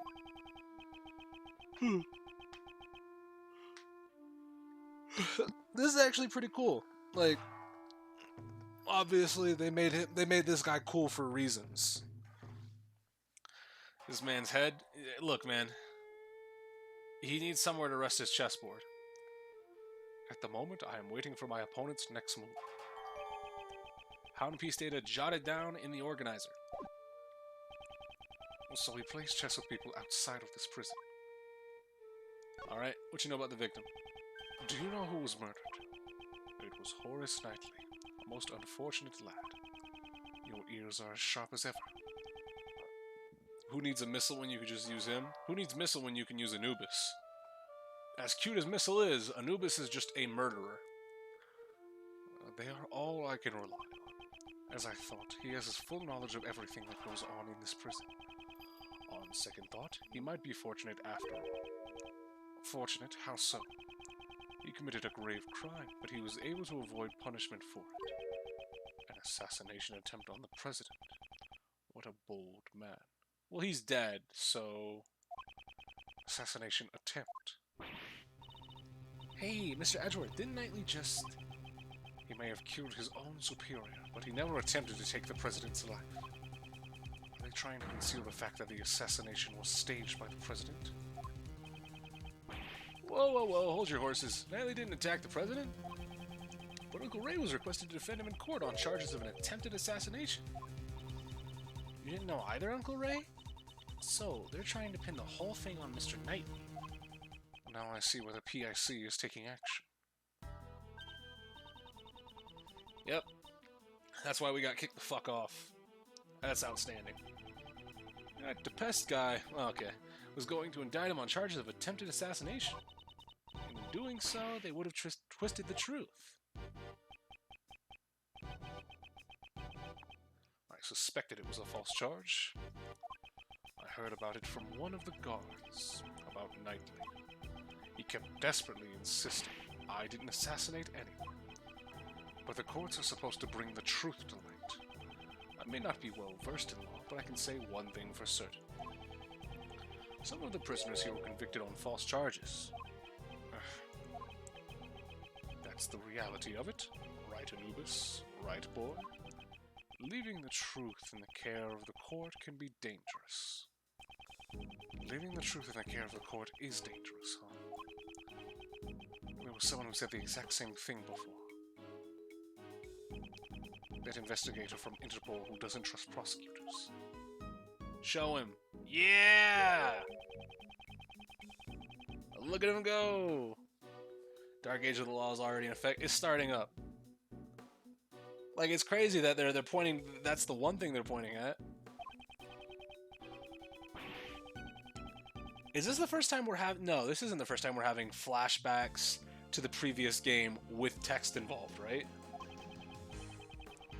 Rest assured, the next time we meet, I won't be so forgiving. I doubt his distrust is cleared up completely.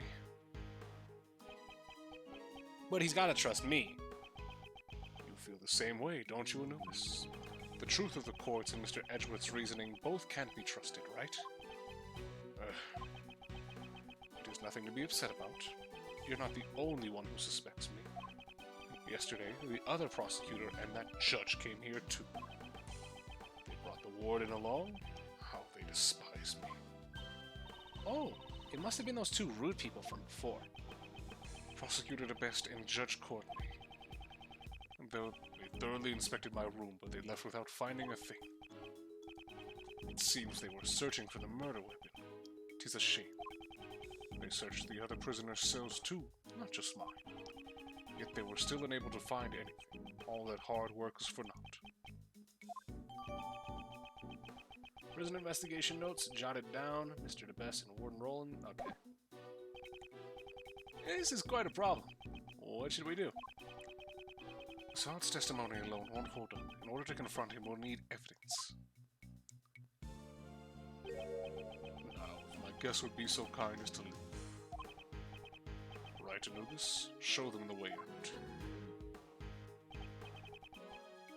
Does this mean what I think it means? Oh, let's get going, Mr. Edgeworth. We shall meet again, don't you? It would be a shame for our long-awaited reunion to end so soon. I'll be waiting. Strut. I could have sworn that was going to go into a to be continued. The beginning of this case is pretty fucking... Or no, we already had a to be continued. Never mind, I was about to say. The beginning of this case is really long, but I remembered we had the to be continued when we got kicked off the case. March 28th, 1:12 p.m., prison hallway. Now then, we still need to find that murder weapon. Mr. Edgeworth! She went all the way up there. It's fine now, Kay. Come down from there. Where is Shields? Beats me. He just took off running like death was after him. Good grief, that man. What should we do now, Mr. Edgeworth? We'll continue investigating. First, we should start by solving that one mystery. Knightley's body was found in a workroom inside the prison. However, We should go check his holding cell. he was supposed to be in the detention center's holding cell. How did he get to the prison under such tight security? Edgeworth unafraid of the killer dog? He has to be. Let's go investigate the holding cell at the detention center. That was where Mr. Knightley was held, right? But what about Uncle Ray? Let's just leave him be for now. I thought we were supposed to be his assistants, though. March 28th, 1:34 p.m. Damn, that took us a while to get out of there. The victim's cell in the detention center was this way. Let's check it out, Mr. Edgeworth. Oh, auto walk. Fuck it, yeah. Oh, this is just truly dreadful. What happened? Oh, it's the warden. That's the warden, Miss Roland. She must have come from behind that no entry sign. So he still won't talk? Even after all the trouble you went through to get the evidence transferred from the precinct? That's right. I don't know how many times I've tried. I can't report back empty-handed. That assassin sure is one tough cookie, huh? Did he just say assassin? Oh my. Pardon me, but were you talking about Sirhan Dogan just now? Oh, eavesdropping, were you? You naughty boy. Did you question him personally, Warden Roland? Not just him. I try to have a heart-to-heart with all the prisoners and suspects. In my home, we're all family here. It's only fair I invite them to my warden's office. The warden's office? Oh, have you taken an interest in my room as well? It's just down this hallway, but outsiders are not allowed past this point. Okay, yeah, where the offices are. I assume the bottom one is the warden's office. Yeah. It's such a lovely room. People do so enjoy being invited back there. I always show them the splendid view of my precious courtyard. The courtyard of this animal-filled prison. I sure'd love to see it. Oh, I thought that was the warden still. Whoops. I'm delighted that you want to see it. However, I cannot invite you. What? You're not a child of our home. If you want to come to my room, you'll have to be convicted first. That's a rather high hurdle to clear. Goodness me, look at how long we've been talking. I was just about to feed Allie her lunch. Allie? She is my favorite little angel. Now, if you'll excuse me, I must be off to the courtyard. Toodaloo. What game is this and why is it in Japanese? This is Ace Attorney Investigations 2. a game notable for being the second Investigations game and being only released in Japan. This we're playing a fan translation, so it has to be Japanese. I never got a chance to ask her about Dojin. Well, let's head over to Knightley's cell. And this is something we will pick up on tomorrow because by the time of my clock, it looks like it is 1 minute shy of 5 p.m. Is it good? I'm enjoying it so far, anime list. But as for right now, we're gonna take a small break arena from it because I have gotcha game bullshit to do. But I will say, for this far into the case, it's actually pretty fun, and I'm enjoying myself with it. First case was kind of whatever. It was like it felt like a proper intro case, although it was really neat because in the very first case they actually bring back Shelly the Killer. In this case that we're playing right now, Frank Saw It came back.